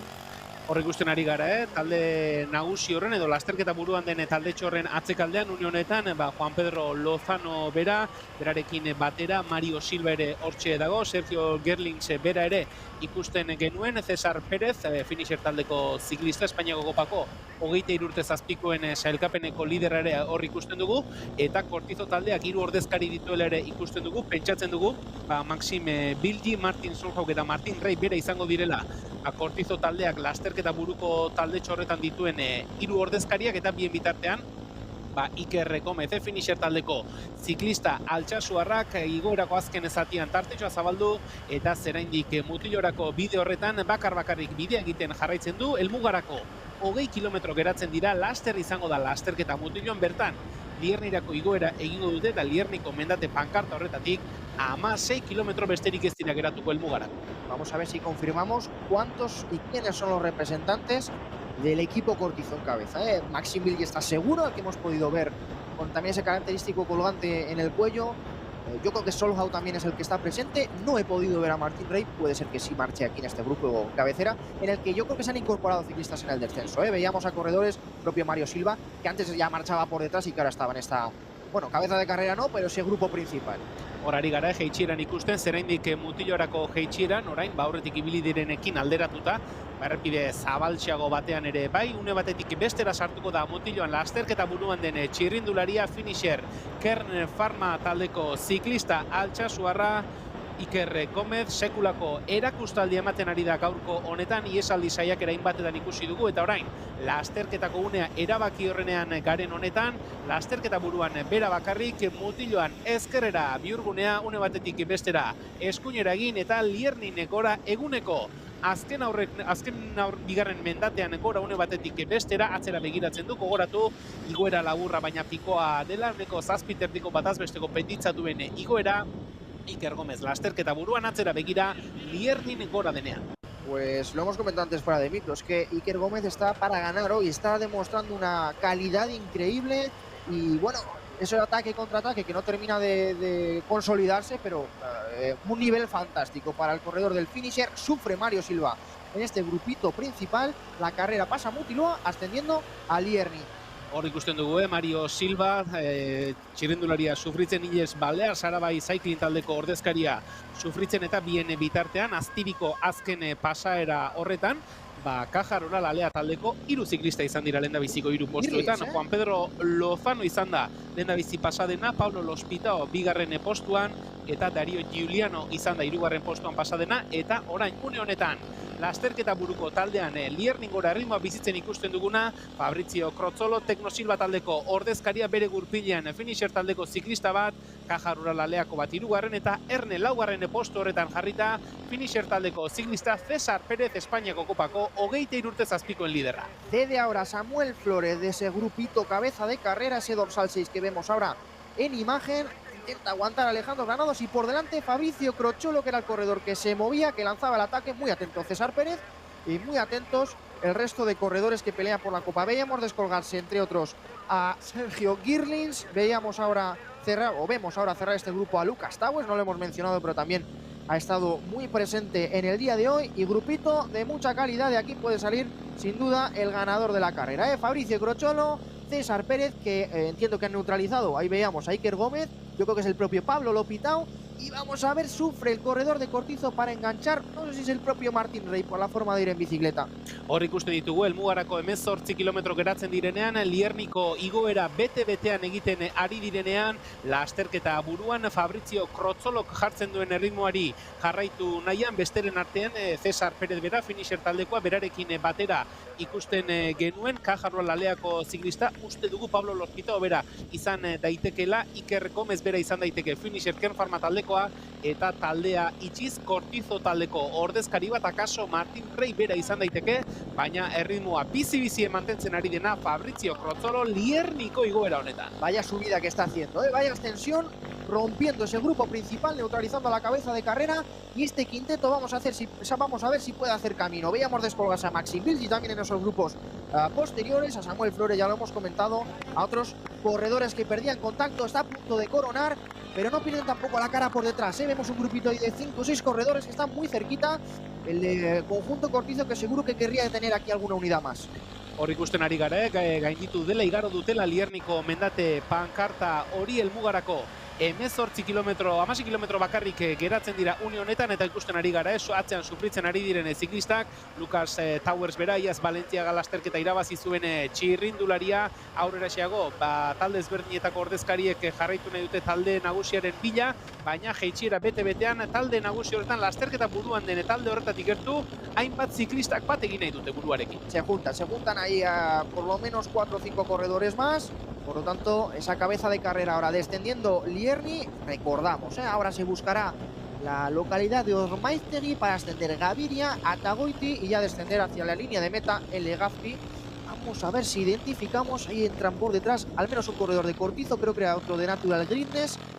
Y enseguida pues situaremos al completo este grupo cabeza de carrera. Hori da laster izango da Ormaiztegin, lasterketa buruan den taldea, lehen 5 utzi ditugu igoeraren azken zatian, orain ikusten dugu gehiago ere sartu direla, ziklistak gehiago ere badirela lasterketa buruko talde horretan, eta une batetik bestera Ormaiztegin izango dira, bertan Zumarragalderako bidea hartuko dute, eta ondoren bidegurutzea ezkerretara hartu, eta Gabiriko igoera hori izango dute. Behin Gabiriko mendate pankarta gaindituta, jeitsiera hasi, eta Atagoiti aldera hartuko dute, eta esan dugun moduan, Atagoitiko mendate pankartatik, hemen Legazpiko helmuga honetara, jada gero eta jende gehiago ikusten dugun Legazpiko helmuga inguru honetara, 4 kilometro eta 8 metro besterik ez dituzte izango. Venga, pues últimas rampas del descenso hasta Ormaiztegui con nuestra moto 1, nuestra moto cabeza de carrera, y sigue Iker Gómez aquí poniendo ritmo a este corte, le vale al equipo finisher, le vale al líder de la Copa Sub-23, al corredor que veíamos ahí, César Pérez estaba revisando, tenemos en ese grupito ahora perseguidor buscando la cabeza de carrera, está Granados, está Unai Ramos y está también Lucas Towers.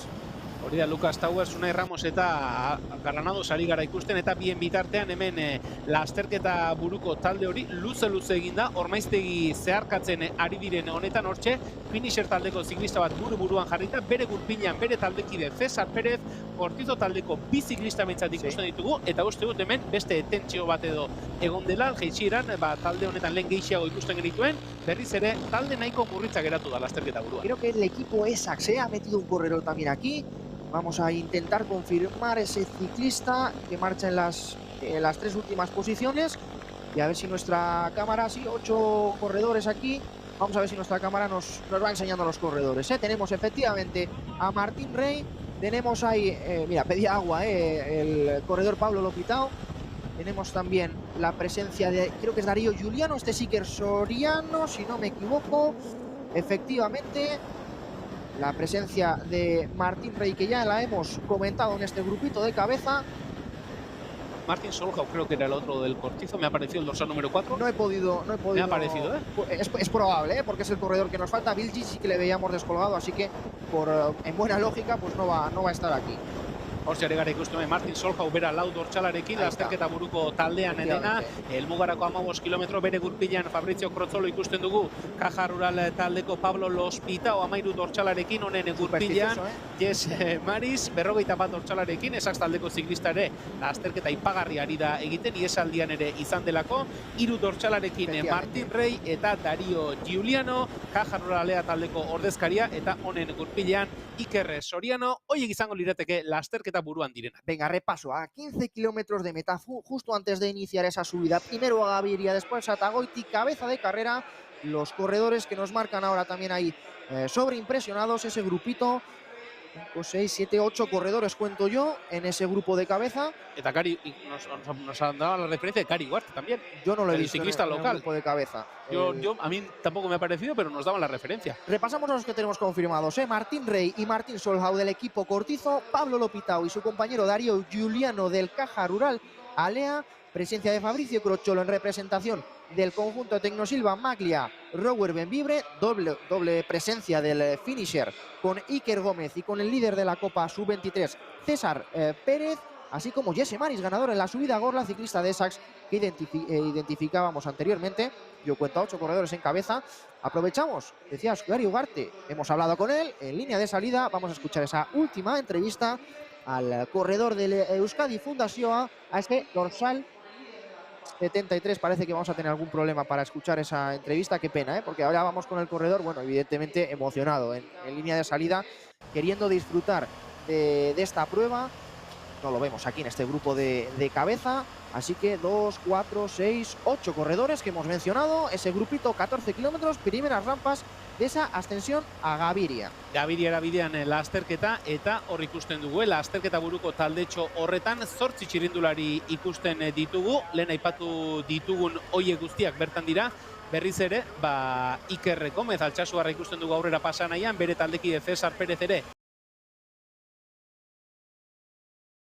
Cortizo taldeak ere 2 ordezkari ditu lasterketa buru horretan, eta honen bestean ikusiko dugu Gaviriako igoera honek zer ematen duen. Gogoratu, Gaviria gainditu ostean Atagoiti aldera egingo dutela.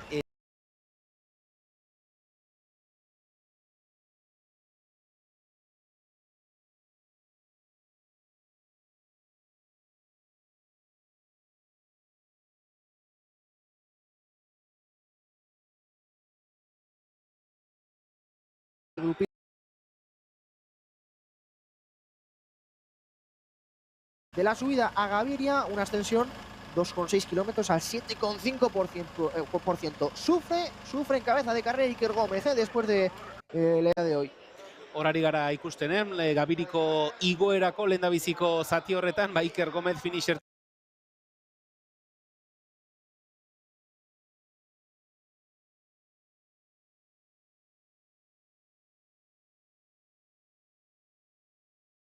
taldeak ere hortxe dauka lasterketa buru horretan, Crocciolo bera ere hor ikusten dugu. Gavirin gora, talde nagusi honetan gauzak ari dira purka-purka zehazte. Vaya subida que está haciendo Jesse Maris, el ganador en Gorla, que bueno, tiene un feeling especial con estas carreteras guipuzcoanas. Aprovechaba también ahí para coger algo de habituallamiento, para echarse la mano al bolsillo. Vamos a hacer un repaso a la Copa de España, la general de la Copa de España en este punto de la carrera, sobre todo los corredores que tenemos aquí. Está César Pérez, segundo clasificado, 299 puntos y líder sub-23 cuando arranca Iker Soriano, el ciclista del Natural Greenness, el corredor que lanza ahora ese ataque, ese movimiento, buscando coronar esta subida a Gaviria. De momento sale muy rápido Crocciolo. Es un poco el que seleccionaba la carrera, ¿no? En esa subida al Lierni. Decíamos, está aquí también Martín Rey, tercer clasificado, 296 puntos. Está Martín Solhau, el corredor de Cortizo, con 292. Solamente 7 puntos entre el segundo y el cuarto. No está Maxim Mil y el quinto no está el líder, José María Martín de la Copa de España. El que sí tenemos es a Fabricio Crocciolo, sexto del Tecnosilva Maglia, 277 puntos, y a Pablo Lopitao, séptimo, el corredor del Caja Rural Alea, con 262 puntos. De los 10 primeros tenemos aquí, pues si no me equivoco, 3, 4, 5 ciclistas en este grupo de cabeza. Orain ikusten dugu, nolabaiteko geldialditxo bat ere badagoela lasterketa buruan den talde horretan. Lehen Iker Sorianoren mugimendu ikusi dugu, Jesse Marisena ere ikusi dugu, eta orain César Pérez bera, finisher taldeko txirrindularia, jada taldekiderik gabe geratu dena, talde buru horretan jarrita ritmoa bizitzen, eta bere gurpilan Fabricio Crocciolo ikusten dugu, Pablo Lopitao ere hortxe da, Cortizoko biak ere taldearen erdikalde horretan ikusten ditugu, eta une honetan taldea itxiz Jesse Maris, Essex taldeko ziklista estatuatuarra, horten Gorlan garaipena lortu duena, eta Iker Soriano, Natural Greenness Rally Ale taldeko ordezkaria. Hala moduzko geldialditxo bat une honetan edo, pausa momentu bat talde nagusi honetan, Gavirian gora, César Pérez erritmoa markatzen, bere gurpilan Fabricio Crocciolo, ikusiko dugu, hala moduzko geldialdi honek ahalbidetzen ote duen atzetik datorren ziklistaren batek talde nagusi honekin bat egitea. Nos corrige mi buen amigo Raúl Celdrán. gracias Pablo L'Hospital, que no es francés, sino de Don Benito de Extremadura, así que vamos a decir todas las letras. Pablo L'Hospital, el corredor de Caja Rural Alea, que marcha en ese grupo de cabeza. Gracias a Raúl Feldrán por ese apunte, por esa corrección. Tenemos la carrera perfectamente situada, tenemos un grupito que va a pelear no solo por las Anticuts clásicas, sino por la general de la Copa. Vuelve, sufre para volver a incorporarse ahí el compañero Darío Giuliano. Y este grupito que nos muestran desde delante, desde cabeza, son 8 corredores. Ahora nos hemos dejado ahí alguno por el camino, que están a punto de coronar esa subida a Gaviria y después de un pequeño descenso, pues a Tagoiti. Más largo, 6 kilómetros, pero una pendiente más irregular, ¿no? La media al 2,5%, que rampas por encima del 6, 7, 8%. Acelera ahora Martín Rey. Asko zetzanago izango da bai, Atagoitiko mendate hori, eta hor ari gara ikusten, Martin Reiren erritmo aldaketa hori Gabirira iristen ari denean lasterketa buruan den taldeak, Kortizo taldeko txirrindulariak erritmo aldaketa bat egin du, ondo erantzun diote atzetik, Fabrizio Krotzolo bera izan da balizko zulo hori istera atera den txirrindulari, eta orain berriz ere guztiak elkarri begira ikusten dugu, eta horre sufritzen ari dena Darío Giuliano bera da, ikusi dugu nola talde nagusi horretara batzea lortu duen geldialdi une batean, baina berriz ere ritmoa bizitu denean Darío Giuliano atzera egin du, kontaktua galdu du lehendabiziko taldearekin, eta orain ikusten dugu alegin betean ari dela berriz ere talde horrekin bat egin nahi izateko. Sí, no se rinde, pero claro, estos cambios de ritmo que está claro que no puede responder el corredor italiano. Lo hemos dicho antes, acabe como acabe, el carrerón de José María Martín. Yo deseo de verdad que pueda acabar en esas posiciones 20, 30 y puntuar, porque merece, ¿no? Un beneficio, una recompensa al esfuerzo del día de hoy. Intentaremos hablar con él en línea de meta. Vamos a ver, yo creo que esto es Iker Soriano y que por detrás Iker Gómez también habrían saltado, así que efectivamente cabeza de carrera, también uno de los dos corredores de Kortizo, saltando de ese grupo principal.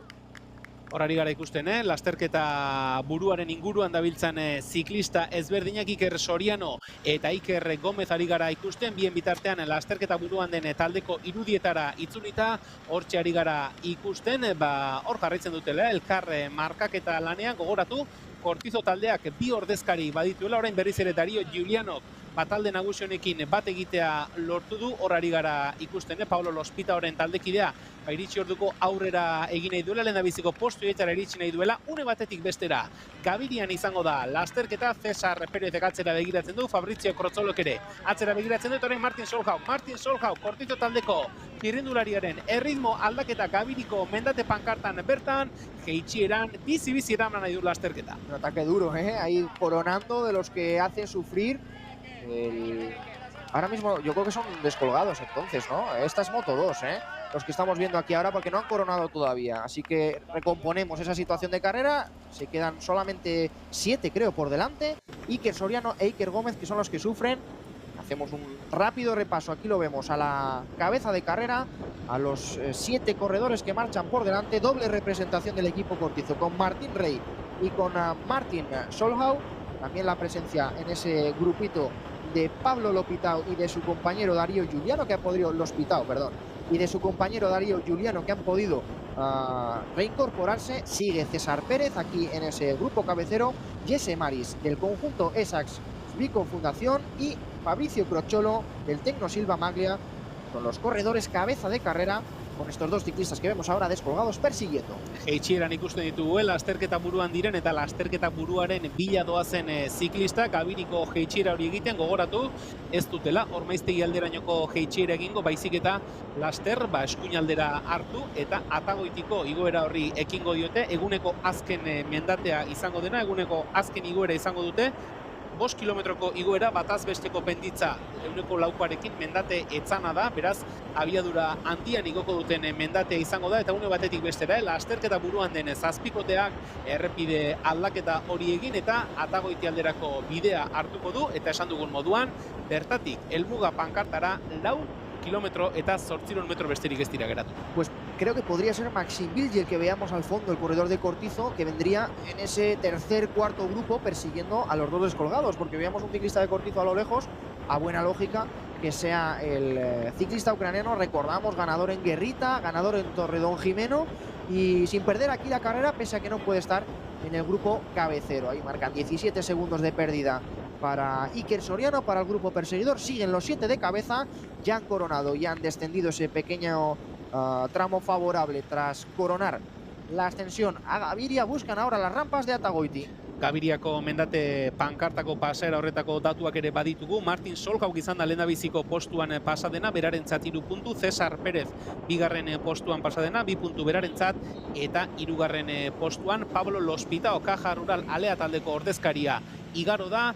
Lasterketa buruan direne txirrindulariak jada Atagoitiko bidea hartuta, Atagoitiko igoerako lehendabiziko zatian dira, oraingoz behintzat, batzuk elkarri begira, besteak atzera begira, inorkeztu ardurarik hartu nahi. Gogoratu, Kortizo taldeak 2 ordezkari dituela, Caja Rural Alea taldeak ere 2 ordezkari dituela lasterketa buru horretako taldean, eta atzetik aurrera talde nagusi horrekin bat egin nahi duena Iker Soriano da. Hortxe 15 segunduko atzerapena ematen zioten Iker Sorianori, eta hemen ikusten ari garen talde honetan, lasterketa buruko taldean Finisher Kern Pharma taldeak beste ordezkari bat ere sartu du. Iker Gomez bera izan daiteke, berriz ere atzetik aurrera talde nagusiarekin bat egin, eta iritsi orduko taldearen buru-buruan jarri eta Cesar Pérez bere liderarentzat lanean jarri dena.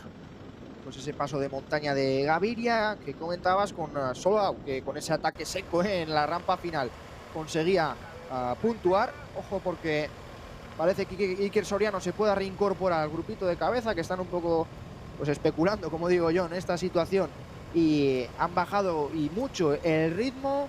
Ahí les tiene, están muy cerquita. Y vamos a hacer un repaso muy breve a la clasificación de la montaña. En este punto, la virtual, que nos situaría con 10 puntos, todavía sería líder ganador virtual para Mika Wittwinkel, porque al final unos y otros han ido puntuando, pero nadie ha conseguido puntos suficientes. Así que, si no me equivoco, el corredor de Sachs, siempre que termine la prueba, sería el vencedor de esta clasificación. Ikusiko dugu zertan geratzen den mendiko sailkapen hori azkenerako, lasterketa amaitza lortzen baldin badu, ikusiko dugu azken mendatetako puntua nola banatzen diren, eta behin proba amaituta, sailkapen guztien berri ere emango dizuko. Baina oraindik ere asko dago kontatzeko, hainbat kilometro geratzen direlako. Atagoitinekora lasterketa buruan den taldetxoa, gogoratu, Iker Gomezek berriz ere lasterketa buruarekin bat egin, eta bere lider Cesar Pérezen mesedetan lanean jarri dela, berari dela igoerako erritmo hori markatzen. Atzetik begibistan ditu Iker Sorianok lasterketa buruan diren txirrindulariak, baina ze gogorra izaten den une hori begibistan izan eta ezin harrapatu. Iker Gomezen lana oraingoz behintzat zentzu horretan fruituak ematen ari zaio Cesar Pérez bere liderari. Iker Gomezen gurpilean Caja Rural Alea taldeko ziklista bater ikusten dugu, eta orain Maxime Biligi bera da, lehen Alvaro aipatzen zen Kortizo taldeko txirrindularia, aurten Espainiako kopan jada 2 garaipen lortuta den txirrindularia, Iker Sorianorekin bat egin, eta talde nagusiaren jazarpenean bikote bat osatuko da Iker Soriano eta Maxime Biligi. El grupo perseguidor, el que efectivamente era Maxime Biligi el que veíamos aparecer. Vamos a ver si consiguen. Ahora ya les va a costar, lo tenía cerquita Iker Soriano, pero ahora se ha complicado. Y claro, la locomotora Biligi es mucho de decir, Vamos a ver hasta dónde puede llegar este movimiento perseguidor. Pero nos vamos a centrar delante, Nos vamos a centrar, ahí está, en la cabeza de carrera, en los posibles movimientos, en estos 7 ciclistas que van a pelear por la Santicuts Clásica, en el apoyo, el que se ha conseguido entrar aquí, Vemos a Iker Gómez, que sí que ha conseguido reincorporarse, el corredor del conjunto Finisher.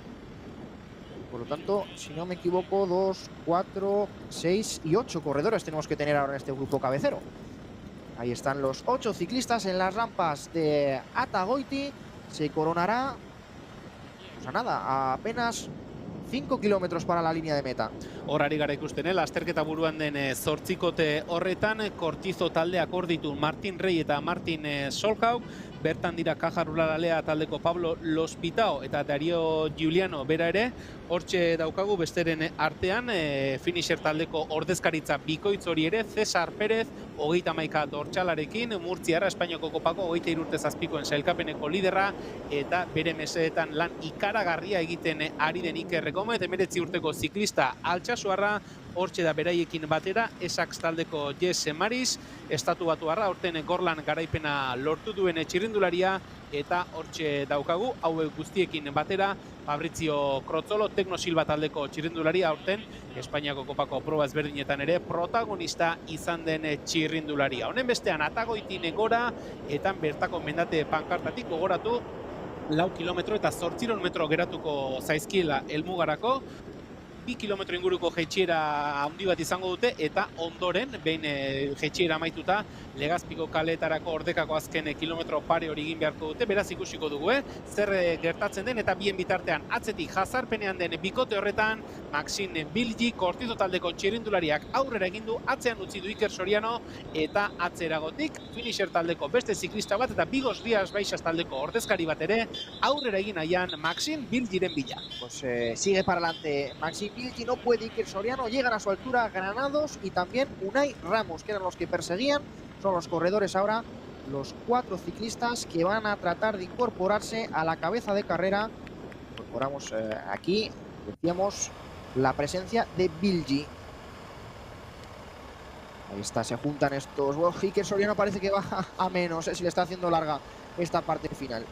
Jazarpen lan horretan, Maxime Bilgi Ukraniarra, Kortizo taldeko txirrindularia lan bikain egiten ari da, eta Iker Soriano lertu du Maxime Bilgiren erritmo horrek, eta esan dugun moduan, Maxime Bilgirekin bat egin dutenak, hortxe ikusi ditugu alde batetik Alejandro Granados, Bigos Rías Baixas taldeko txirrindularia, eta Unai Ramos, finisher Kern Pharma taldeko ziklista naparra, beraz, jazarpen horretan, talde lan horretan, aurrekoekin bat egin nahian, 3 ziklista izango genituzke, lasterketa buruan den 8kotearen bila.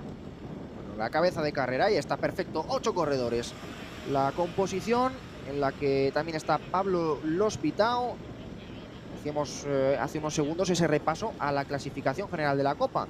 De los que están aquí, insistimos, el corredor César Pérez, que es líder sub-23 y con esos 299 puntos, pues lidera ahora mismo virtualmente la carrera. Los corredores de Cortizo, Martín Rey, que está un poquito por detrás, solamente con 296 puntos. Martín Solja con 292. Un poquito más atrás veíamos a Maxime Bilgi con 283. Está en ese grupo cabecero Crozzolo con 277 y también Pablo Lopitau con 262. Recordamos, ganador 120 puntos. Hori da, eta aurrari gara ikusten, bien bitartean, jazarpen lanean den hirukote hori, Alejandro Granados, Bigos Rías Baixas taldeko ziklista, Unai Ramos, finisher Kern Pharma taldeko, eta hauekin batera, jazarpen horretan, orain gutxira arte bakarrik ikusi dugun Maxime Bilgi, Kortizo taldeko ziklista ukrainarra, gaurkoan bat dortxalarekin lasterketa honetan parte hartzen ari den txirrindularia, eta bien bitartean, lasterketa buruan den talde horretan, Iker Gomezek egiten duen lanak sekulako balio izaten jarraitzen du, izan ere atzetik datorren taldetxoari ezinezko ari zaio egiten lasterketa buruko 8kotera hurbiltzea, eta hori hein handi batean Iker Gomez bera egun osoan bezalaxe egiten ari den lan ikaragarriari eskerrari da izaten. Caja Rural Alea taldeak ere hortxe daukat, Dario Giuliano bigarren postu horretan jarrita, eta atzeraxeago ikusten ditugu alde batetik Fabrizio Crozzolo bera, César Pérez, finisher taldekoa, Pablo Lospitao, eta baita, Kortizo taldeko bi ordezkariak, Martin Soljauk eta Martin Rey, eta taldea itxiz, Jes Maris, Esax taldeko ziklista estatu batuarra, 20 urteko txirrindularia, gaurkoan iesaldi saiakera hainbatetan ere ikusi duguna, 8 ziklista horiek Atagoitiko azken igoeraren azken zatian sartuta, gogoratu, mendate pankartatik 2 kilometroko jaitsiera, eta ondoren azken 2 kilometroak ordekan izango dituztela. Pues un ganador de Istondo Clásica, un vencedor de la subida a Gorla, calidad en este grupo cabecero, buscando hacer realidad, ¿no?, ese objetivo de llegar destacados a la línea de meta. Lo comentábamos, esta subida más irregular, con rampas menos exigentes en toda esta zona, pero también en algunos momentos esos picos por encima del 6-7%. Generoso el esfuerzo de Granados aquí, con Bilgi, con Unai Ramos, que yo creo que es el que menos va a colaborar, pero el que le viene muy bien también en esa clasificación por equipos, en todo eso que se compite, ¿no?, en esta Santicus Clásica. No es solo la victoria parcial, que es muy importante, sino el resto de premios, el resto de competición. Recordamos, 7ª prueba de la Copa de España, nos queda un mes de mayo muy apretado. Ausartuko ginateke esaten, lasterketa buruaren bila doan talde horrek gertuago izan duela lasterketa buruan den zortzikote hori, izan ere lehen Maxim Biljik eta hauek autoak ikusten zituzten, orain jada ez dituzte autoak ikusten, eta horari gara azken 5 kilometroien perfila ikusten, guztiak ere maldan berako joera duten kilometroa, maldan berako joera izango dute nabarmen esan dugun moduan, hemendik helmugara bitartean, une batetik bestera gaindituko dute Atagoitiko mendate pankarta, jeitsiraren zatirik handiena lehendabiziko 2 kilometro hauetan izango dute, eta ondoren azken 2 kilometroetan Legazpiko helmuga honen bila ordekan ikusiko ditugu lasterketa buruan diren txirrindulariak, lasterketa buruko zortzikoteak gainditu du Atagoitiko mendate pankarta. Creo que era Unai Gómez el que pasaba en primera posición y segundo Martin Solhaug. En esa última subida puntuable, en ese paso por Atagoiti, menos de 5 kilómetros, 4,5 para la línea de meta, terreno favorable. Vamos a ver, pequeño sprint parece, en las calles de Legazpi. Ikusiko dugu, sprint hori saiesten norbait alegintzen ote den alde batetik, jeitsirako zati honetan, edota ondoren, izango dituzten ordekako 2 kilometro hoietan, baten saiatzen ote den, urrutitik erasoa jo, eta zortzikotea sorpresa zarrapatu, eta Legazpiko kale nagusiko helmuga honetara, jendez itxura zoragarria hartu duen helmuga honetara, guztiei ere, eskerrak eman behar, gaurkoan lasterketa bertatik bertara ikusteko autua egin duzuelako, eta hortxari gara ikusten, lasterketa buruko zortzikotea, Atagoitik bera, atzetik 3 ziklista, 18 segundos. Todo preparado en esa línea de meta, en esa llegada, el apoyo del público al que saludamos también, que están preparados para vivir el desenlace, ese bonito final y ese apoyo del público, terreno de descenso prácticamente dentro de los últimos 4 kilómetros. Repasamos una vez más la cabeza de carrera: Martín Rey, Martin Solhaug, Pablo Lospitao, Darío Giuliano, César Pérez, Iker Gómez, Jesse Maris y Fabricio Crocciolo. Corredores diferentes, pero cuidado con la punta de velocidad de Crocciolo, cuidado con la velocidad de Pablo Lospitao. Corredores a los que les puede costar un poquito más este final, como Martín Rey. Creo que tenemos posibilidades o un abanico de opciones muy interesantes. Jesse Maris, que apretaba, y esa boa.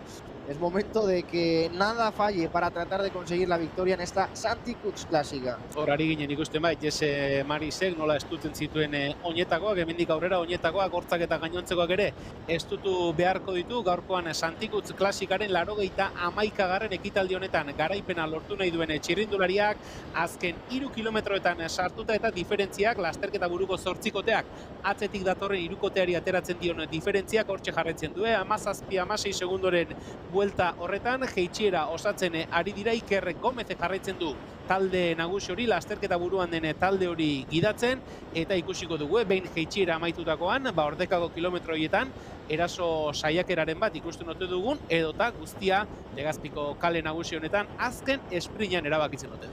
Lo que no sé si en el parón ese típico antes de la meta serán capaces de entrar por detrás. Ahí vemos la moto que aceleraba, solamente marca 8 o 9 segundos. Vamos a ver si podrían llegar a conseguir neutralizar ahí algún quiebro, algún susto para los corredores de cabeza. Ese paso ya, el final del descenso, cruce de Mochorro, y entrarán por, digamos, por el lado de Oñati, ¿no? Aquí a Legazpi, rodean y entran en la zona de meta. Ikusiko dugu, jada jeitxiera amaituta, ordekako azken zatia, une batetik bestera azken 2 kilometroetan sartuko da Santicus Klasika, jada jeitxiera amaituta, Oñati aldetik datorren errepidean sartuta, lasterketa buruan diren 8 txirrindulariak. Iker Gómez jarraitzen du erritmoa markatzen talde nagusi honetan, une oro Jesse Maris bera taldea itxiz, eta atzeko hirukoteak gertu ditu lasterketa buruan diren 8, eta atzeragotik ere ziklista gehiago ikusten ditugu. Maxim Biljik, Ukrainarra, Kordizo taldeko ziklista, taldetxo hori gidatzen, bere gurpilean Unai Ramos jarrita, Alejandro Granadosek ere ez du galdu nahi Unai Ramosen gurpil hori. Talde nagusia, lasterketa buruan den 8kotea, azken kilometro terdian sartuta, laster Legazpiko kaletan, Legazpiko helmugan izango dira ziklista. Hace un pequeño barras también los coches para no facilitar tanto, ¿no?, esa incorporación, pero me da la sensación de que están bastante encima, de que están muy cerquita, y venía otro grupo por detrás de 5, 6, 7 corredores. Así que, bueno, va a ser un final apretado. Vamos a tener al menos 2, 3 grupos aquí en Legazpi. Ahí vemos a toda velocidad, Caja Rural, venía muy rápido. No he podido apreciar mucho más, la verdad, en ese tramo tan fugaz. Dos corredores de Caja Rural que eran los que ponían ritmo en ese momento. Y mira, ahí tienen a los tres perseguidores. Vamos a ver quién viene por aquí. Iker Soriano, que venía desde atrás. Creo que es, no sé si es Joel Díaz, el corredor del supermercado Freud, que veíamos ahí también presente. Cabeza de carrera, 800 metros. Vamos a ver si son capaces de pelearlo entre ellos. Azken kilometroan sartuta, lasterketa buruan den zortzikotea, gogoratu, Caja Rural taldea eta Kortizo taldea eta Finisher taldea bina ordezkarirekin direla lasterketa buruko taldetxo horretan. Legazpiko saihesbidea zeharkatzen ikusten ditugu. Une batetik bestera kale nagusian izango dira Erne azken bihurgune horri ere. Kale nagusirako sarrera horretan kokapenak ere garrantzi izan dezakelako. Jesse Marise jarraitzen du taldea itxiz, hortxe dira, azken biribilgune horretara iristen une batetik bestera kale nagusian sartuko dira. Erne diogun moduan azken bihurgune horri une batetik bestera erabakiko da Santikutz klasikaren 81. ekitaldia, hortxe azken bihurgunea. Kale nagusia, final de carrera, y esta lanza el sprint rápidamente el equipo Cortizo, buscando la victoria con César Pérez a su rueda, repitiendo el triunfo o buscando lo mismo que el año pasado, buscando ese podium. Va a ser el equipo Cortizo, va a ser, creo que Martin Solhaug. Ahí está el ganador. Segundo César Pérez, tercero corredor de Caja Rural, que completará el podium. Muy apretado el final, ahí vemos que llega el resto de corredores. Estaba buscando al propio José María Martín a ver si podía llegar.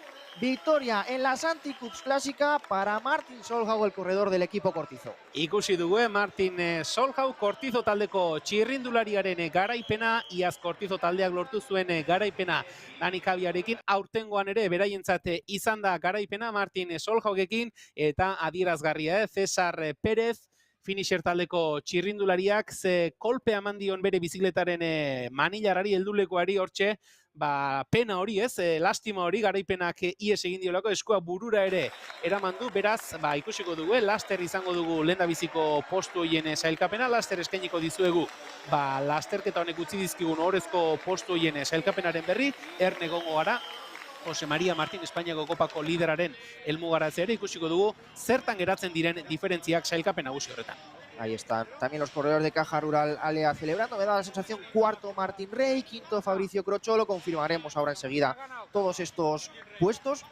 Mencionar por detrás, veamos a Maxim Bill y veamos, por ejemplo, a Pelayo Alonso, el corredor del Persiur Zabalgarbi, que no llegábamos, hemos visto en algún momento y comentado, pero no le situábamos en adelante como ha terminado el corredor. Y bueno, un triunfo más para equipo Cortizo, el equipo que ya ganaba en ese trofeo Berrita, que ya conseguía la victoria también en esa clásica Torredón Jimeno, y que también gana aquí esta Santikutz Clásica, repitiendo lo que conseguía Dani Cavia el año pasado.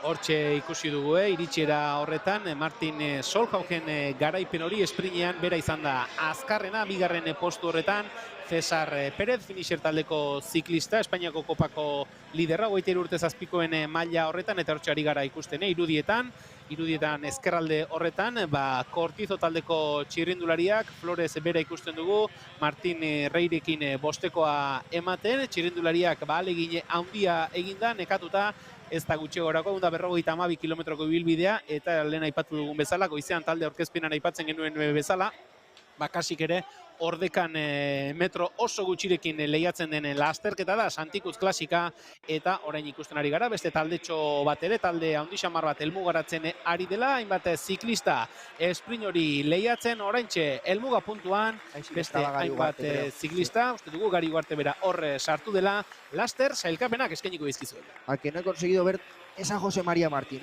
no he conseguido ver. Bueno, Martín Rey nos dan de ganador. Yo, hombre, el plano no he sido capaz de diferenciar, me parecen dos corredores muy parecidos. Nos marca Martín Rey, el ganador de la prueba, el corredor de Cortizo, que sería el vencedor por delante de César Pérez, y tercero Pablo Lopitao. En el sprint a mí me ha parecido que era Martin Solhaug, corregimos según el cronometraje. La victoria que sería para Martín Rey, para el ciclista del equipo Cortizo, para el gallego, que se llevaba el triunfo por delante de César Pérez, y en tercera posición, completando ese podium virtual, Pablo Lopitao. Así que nos fiamos de ese cronometraje, porque el plano frontal, pues yo la verdad que son dos ciclistas que al verlos juntos sí que puedo llegar a confundirlos. En cualquier caso, vamos a buscar protagonistas, Julen, vamos a intentar contar y hablar con todos ellos. Nos vemos enseguida en esa ceremonia protocolaria.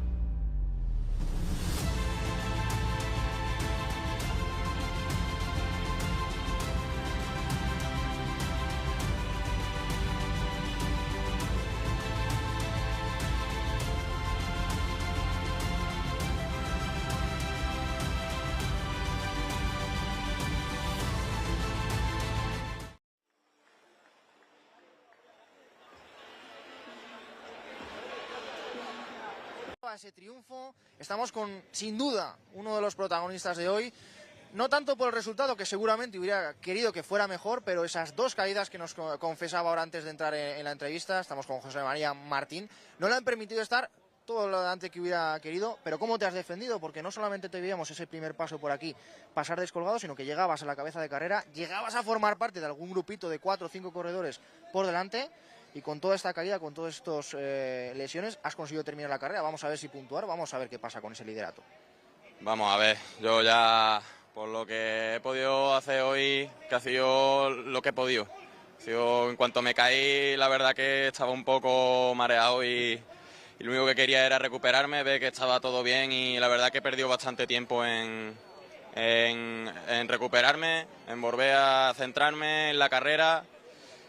Y bueno, la verdad que gracias a mis compañeros que me han ayudado en todo lo posible, ya que me he quedado mucho tiempo por detrás y he estado persiguiendo toda la carrera, y una vez que por fin consigo un track, conseguí centrarme.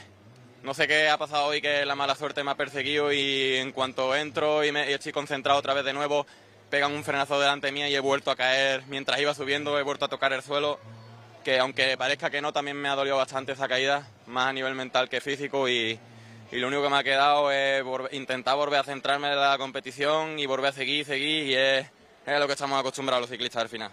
Desde lo que se ha visto en la tele, enhorabuena por ese sufrimiento, por ese saber seguir, porque te hemos visto en el suelo, te hemos visto la caída, te hemos visto volver a entrar y ser protagonista, así que vamos a ver qué dicen las clasificaciones, pero enhorabuena, gracias. Muchas gracias a ustedes.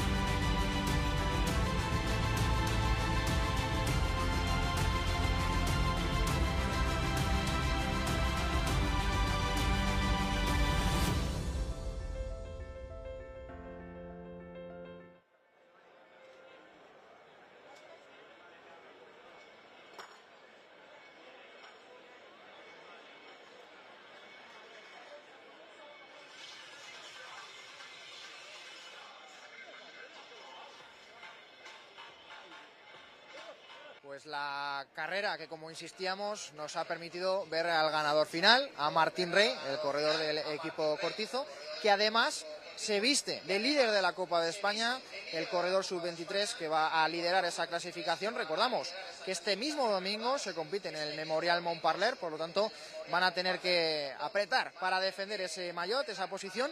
En cuanto al resto de los corredores que llegaba adelante, César Pérez, que con esa segunda posición se queda muy cerquita, pero pierde su liderato sub-23 que había mantenido desde la primera carrera de ese circuito del Guadiana.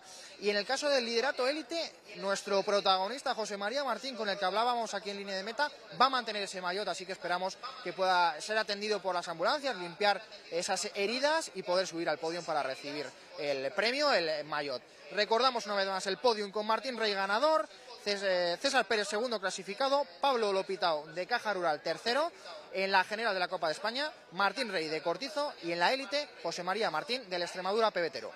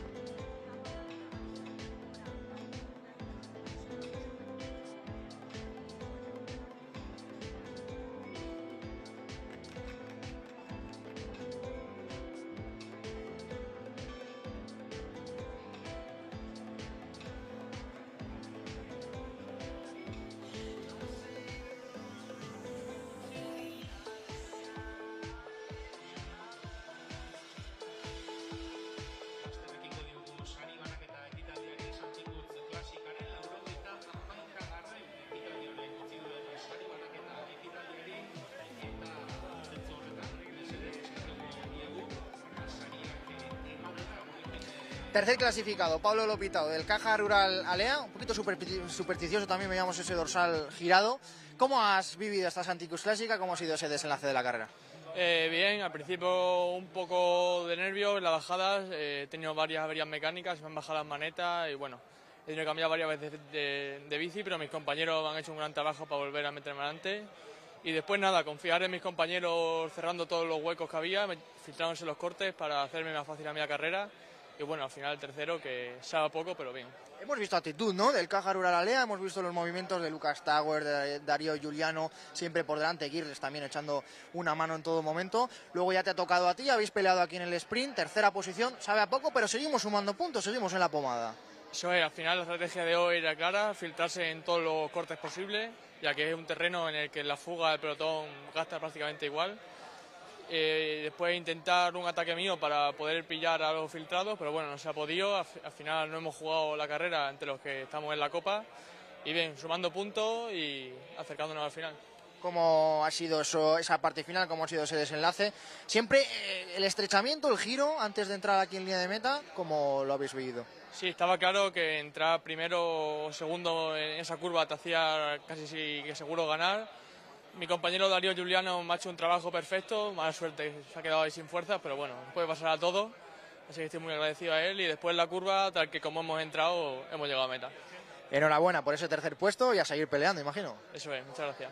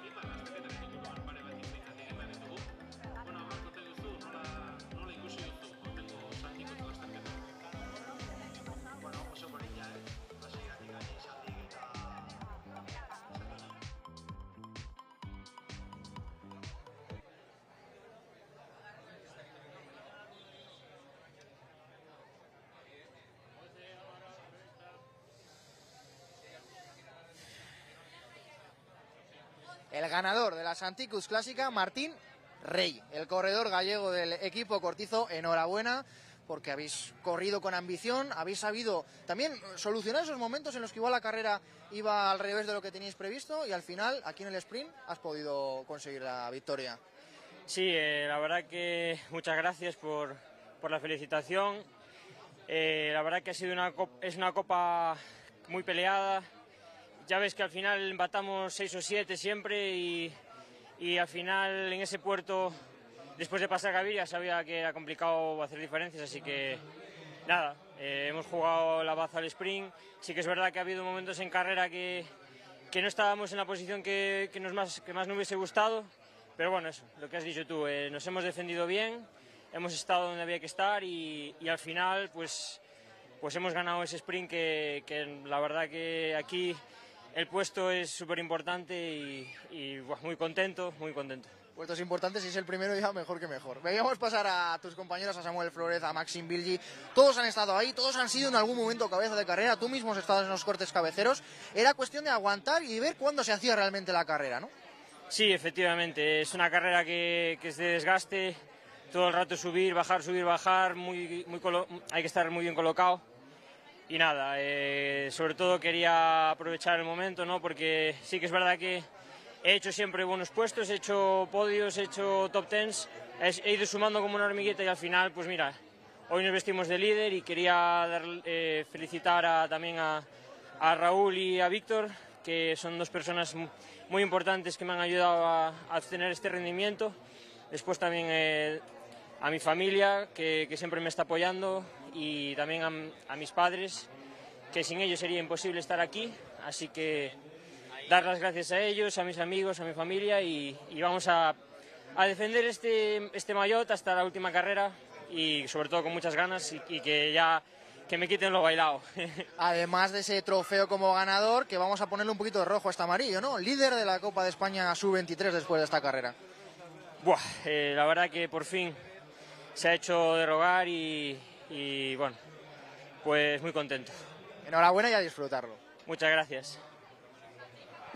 Posta ematen du, baina hainbeste denbora pasatzea baita ere pixka bat denbora oso azkar pasa dela dirudi, baina bueno, denbora horrela da, ezin dugu gauzak atzera egin, eta 30 urte genuela, eta pozgarria baita ere, aurten area konbidatzen. Abelardo Rondon, Abraham Nolano, txalo bero bat, bidetzat mesedez.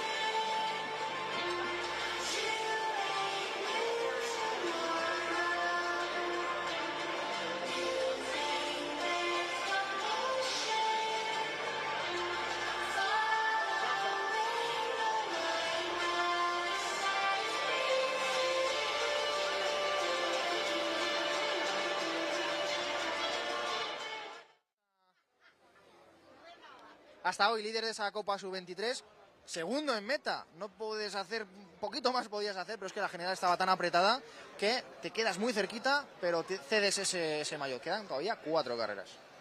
Bueno, la verdad que un sabor agridulce. Contento porque creo que una prueba súper importante y lograr una segunda posición es un resultado muy bueno. Creo que sería mejor si no perdiéramos el liderato, obviamente. Estoy muy contento, súper agradecido al equipo. La verdad que hemos tenido unos primeros kilómetros llenos de averías y de incidentes, que ha sido una suerte tremenda y un trabajo de no rendirse tremendo por parte de todos, de ir a contrapié y seguir y seguir y seguir. Le hemos dado la vuelta a la carrera, hemos hecho lo que hemos podido.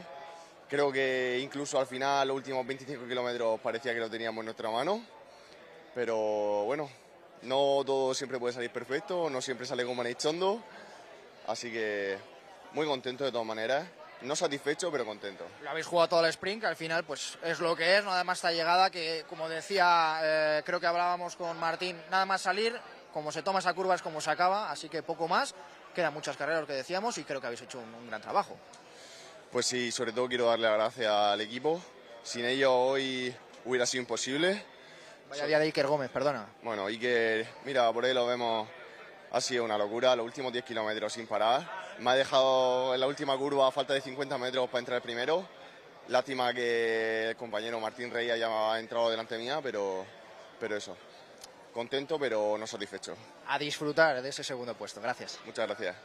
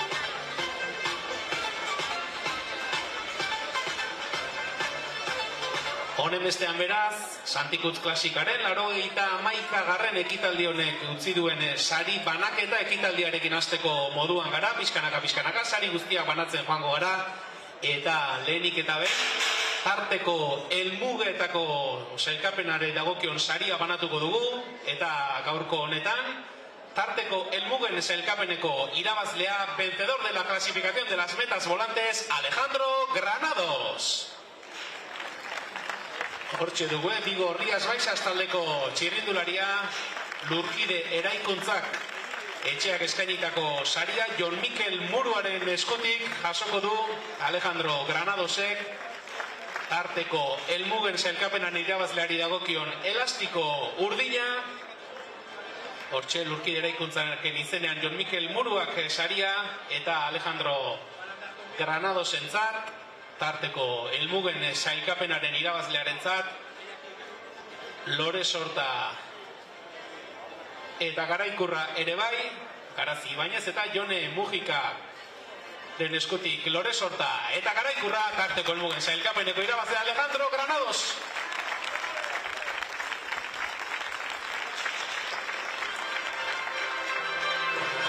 Mila esker, eta segidan mendiko sailkapenari dagokion saria banatuko dugu. Mendiko sailkapeneko irabazlea Irizarrek babestutako saria, y el vencedor de la clasificación de la montaña, Martin Solhau.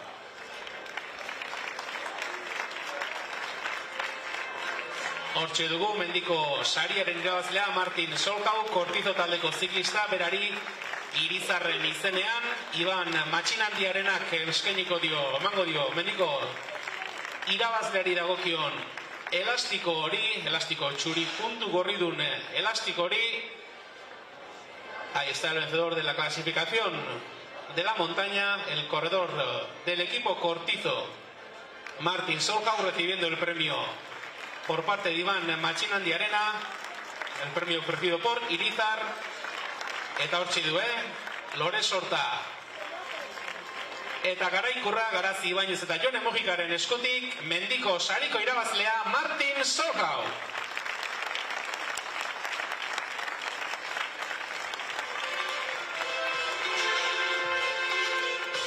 Segidan taldekako sailkapenari dagokion saria banatuko dugu, eta gaurko honetan Santikutz klasikaren 81. ekitaldi honetako talderik onena, el mejor equipo Kortizo. Hortxe ditugu, Kortizo taldeko ziklista, corredores del Kortizo, por favor, a recibir el premio por la clasificación de equipos. Bagatoz, Kortizo taldeko ziklistak talderik onenaren saria jasotzera, eta beraiekin kaleko tabernari elkarteak eskainitako saria Joseba Gurrutxagak eskainiko die, eta udalbatza txikia ere gurekin izango dugu. Hemen ditugu, udalbatza txikiko kideak ere, pasa aurrera lasai, beraien aurretik pasa. Eta eman Lore Sorta bana txirrindulari bakoitzari, hortxe ditugu, udalbatza txikiko kideak ere, txarroak. Eta esan bezala, kaleko tabernari elkartearen izenean, Joseba Gurrutxagak, talderik onenari dagokion sariaren elastiko berde hori, hortxe ditugu, talderik onena Kortizo, eta baita udalbatza txikiko kideak ere. Txalo bat!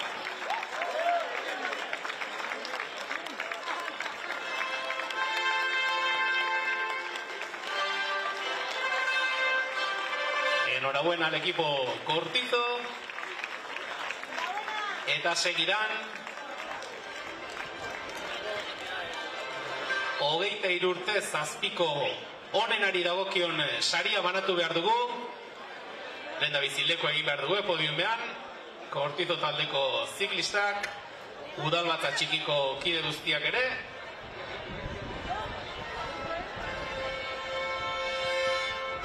Eta segidan, esan bezala, 23 urte zazpiko txirrindulari onenari dagokion saria, Camping Navarratek eskainitako saria. Vamos a entregar el premio al mejor ciclista sub-23, premio ofrecido por el Camping Navarrete, y el mejor ciclista sub-23, Martín Rey.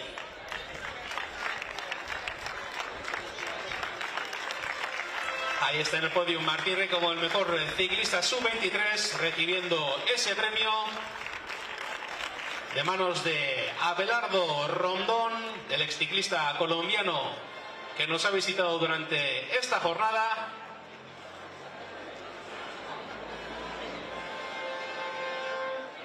Hortxe, 23 urte zazpiko onenari dagokion elastiko naranja soinean Martín Rey, Abelardo Rondonen eskutik jaso du, Juan Luis Ormazabal antolakuntzako kidearen eskutik Garaikurra,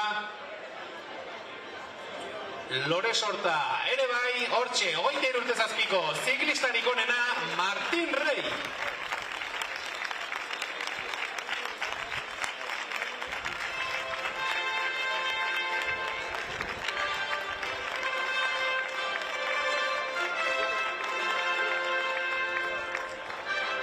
Segidan, gaurko Santikutz klasikan, Gipuzkoarrik onena izan den ziklistari eman behar diogu saria, Aitxuri jatetxeak eskenitako saria, gaurkoan, Gipuzkoarrik onena Igor Iriarte.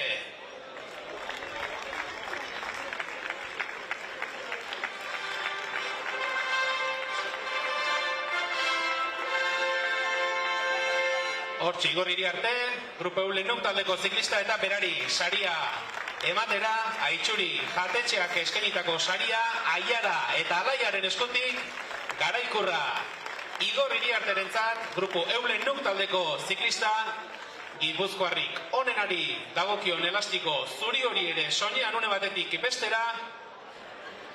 Gaurkoan ez, Santikutz klasika honetan, esan bezala Gipuzkoarrik onena, Igor Iriarte. Hora, Igor, txuku jarri elastikoa. Lore Sorta ere bai, hortxe Gipuzkoarrik onena, Igor Iriarte.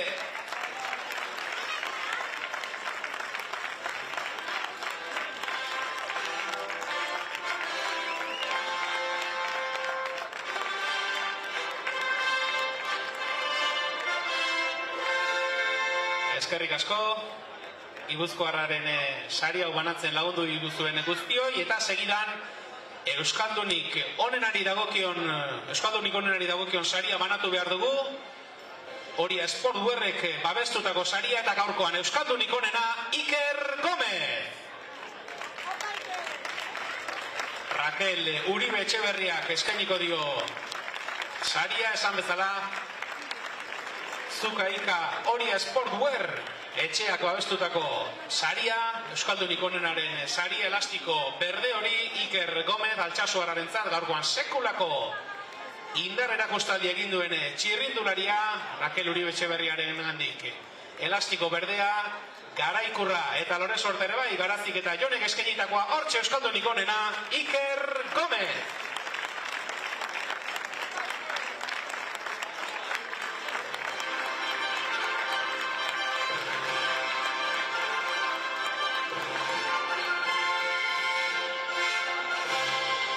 Eta orain bai, Santikutz klasikaren 81. ekitaldi honek utzi digun podiuma eratu behar dugu, osatu behar dugu, eta horretarako lehenik eta behin 3. sailkatuari dei egingo diogu Txindoki Rentek eskenitako saria banatzeko tercer klasifikado Pablo Lospitao. Hortxe da Caja Rural Alea taldeko ziklista, 3. postuan Txindoki Rentek eskenitako saria, Mikel Agirre Burualde antolakuntzako kidearen eskutik, elastiko hori soinean, 3. sailkatua, Garaikurra eta Lore Sorta ere bai, Garazi Ibañez eta Jone Mujikaren eskutik, 3. sailkatua, Pablo Lospitao. Koska bat gora egin behar dugu, eta 2. sailkatuari dei egin behar diogu, kasu honetan, Camping Bañaresek eskenitako saria, segundo klasifikado, César Pérez.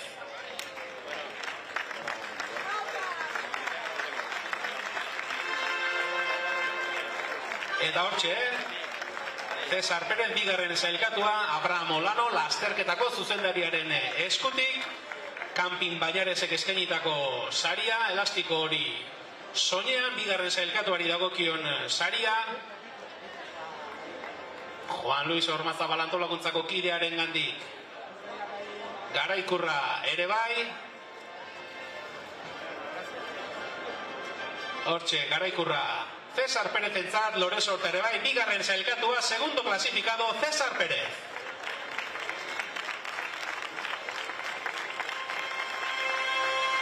Eta orain bai, gaurkoan Santikutz klasikaren 81. ekitaldi honetan azkarrena eta indartsuena izan den txirrindulariari egin behar diogu dei, Santikutz klasikaren irabazlea, el vencedor Martín Rey.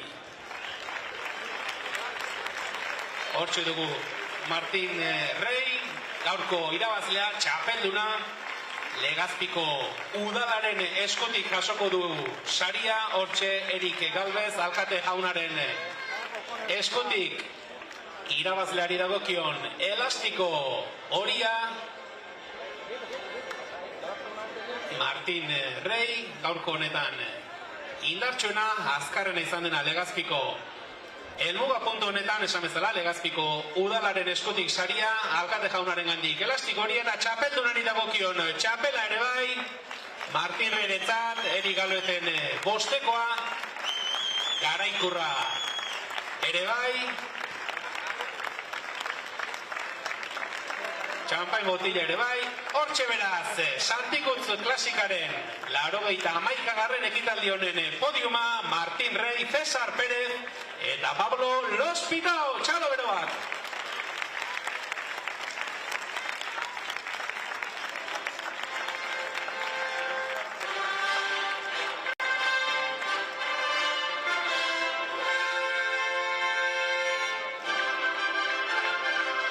Ari gara, sari banaketa ekitaldia ere pixkanaka aurreratzen, eta amaitu aurretik, Santikutz klasika, Espainiako kopako proba den aldetik, Espainiako kopako bi liderrei elastikoak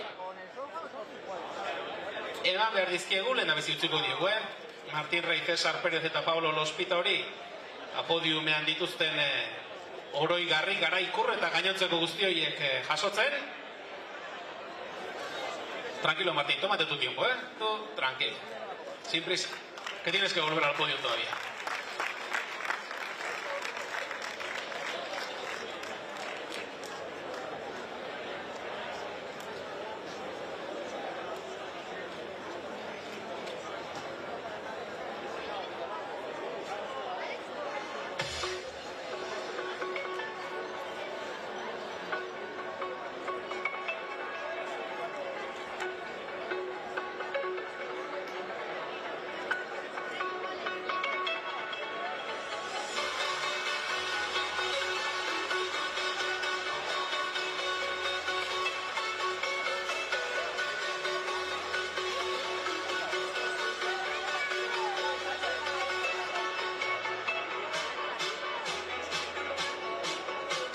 Eta sari banaketa ekitaldi amaitu horretik, esan bezala, Espainiako kopako liderrei dagozkien elastikoak banatuko ditugu, eta 23 urte zazpikoen mailan Espainiako kopako lidera, líder en la clasificación de la Copa de España Sub-23, Martín Rey. Hortxe, Martín Rey gaurko probako irabazlea, sailkapen nagusian Espainiako kopan lidertzan, eta Josu Galilea, Legazpiko udaleko zinegotziaren eskutik, Espainiako kopako liderari dagokion elastiko hori soinean duela Martín Rey, gaurko lasterketako irabazle izan dena.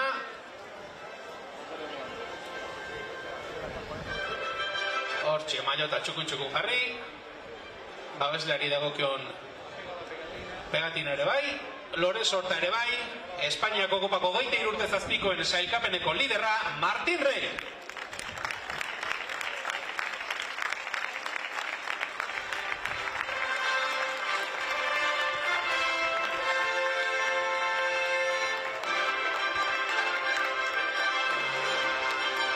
Eta orain bai, azken saria banatu behar dugu, elite mailako Espainiako kopako lidertzan den txirrindulariari dei egin behar diegu, gaurkoan eroriko eta guzti, baina proba amaitzea lortu eta duintasunez, hementxe, bere zauri eta guztiak. Aquí tenemos al líder de la clasificación elite de la Copa de España, José María Marín.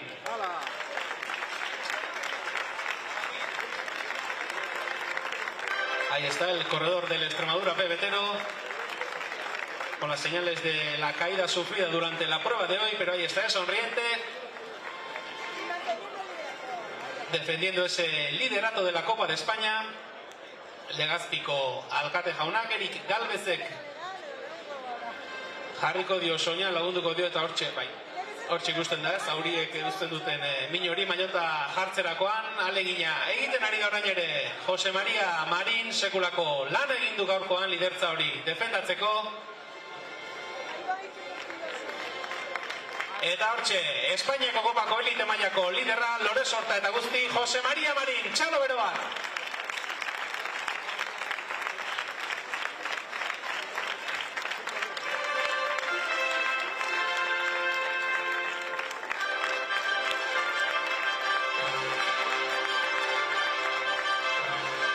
Eta sari banaketa ekitaldia amaitzeko eskatuko diegu, sari banaketa honetan gurekin izan ditugun erakunde eta etxe babes desberdinetako ordezkari guztiak eta sari banaketan parte hartu duten txirrindulari guztiei ateratzeko podiumera.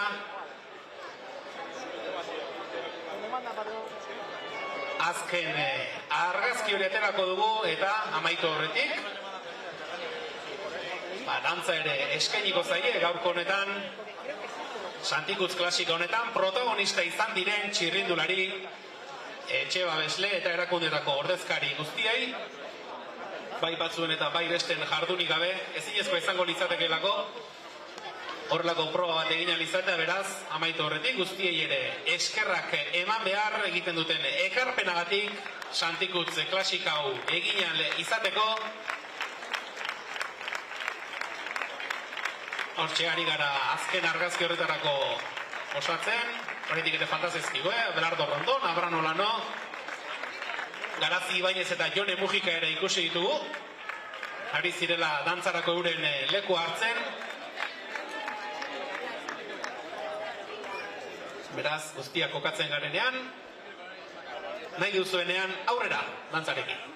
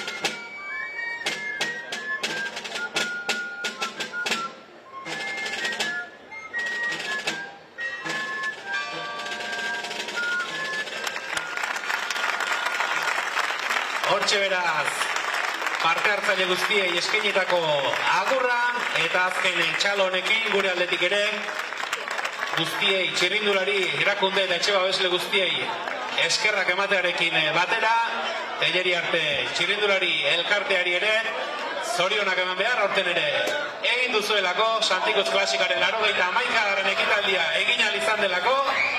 Eta hementxe goiti bera txampainez guztia horretik, gukera agurtza izango dugu honena. Mila esker gaurkoan lasterketa modu batera edo bestera, bai streaming bidez edo errepide bazterrean, edo hemen Legazpiko kaleetan bertatik bertara jarraitu duzuen guztioi.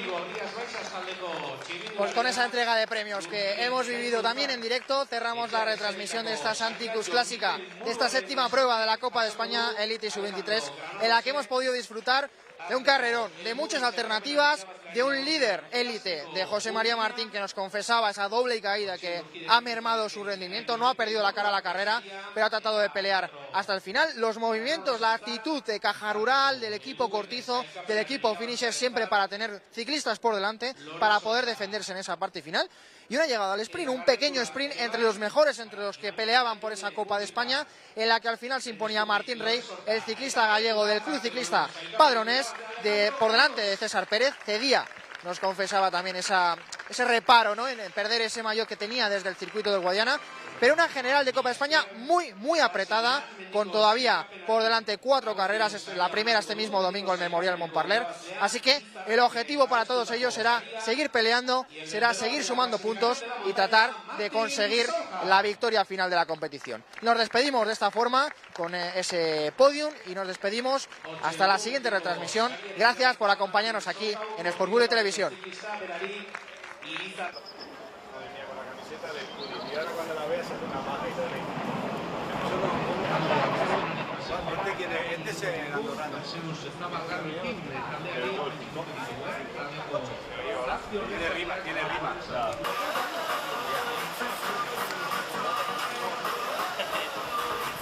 Muy buenas noches, Andalucía. Han vuelto las dos leyendas. Con todos nosotros.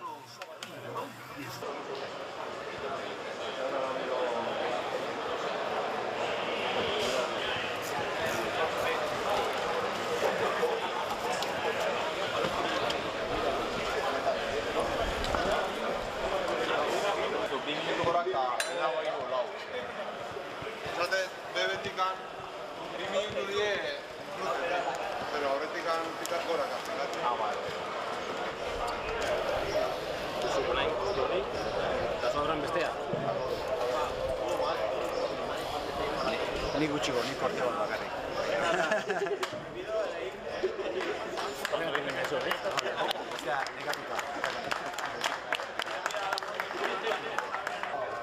Venga, ve a echar dira ya, ¿vale? Venga, venga.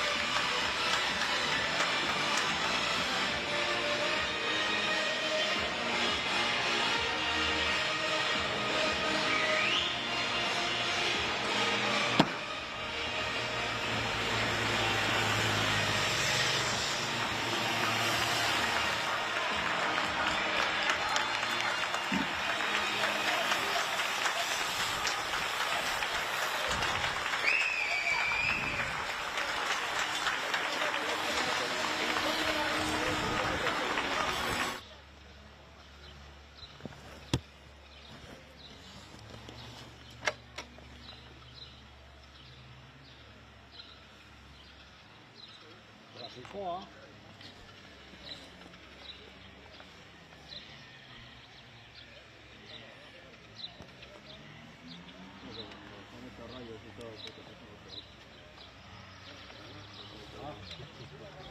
Con las romerías, cuando pegaban en el plantel.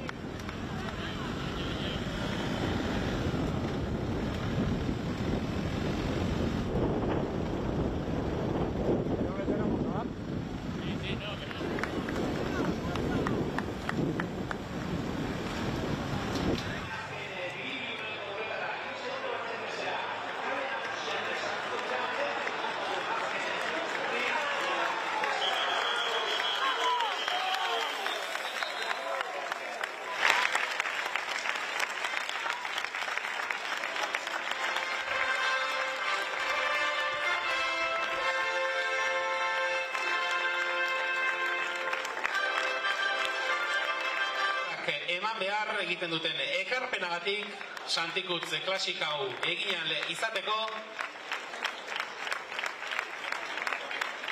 Hortxe ari gara uren leku hartzen.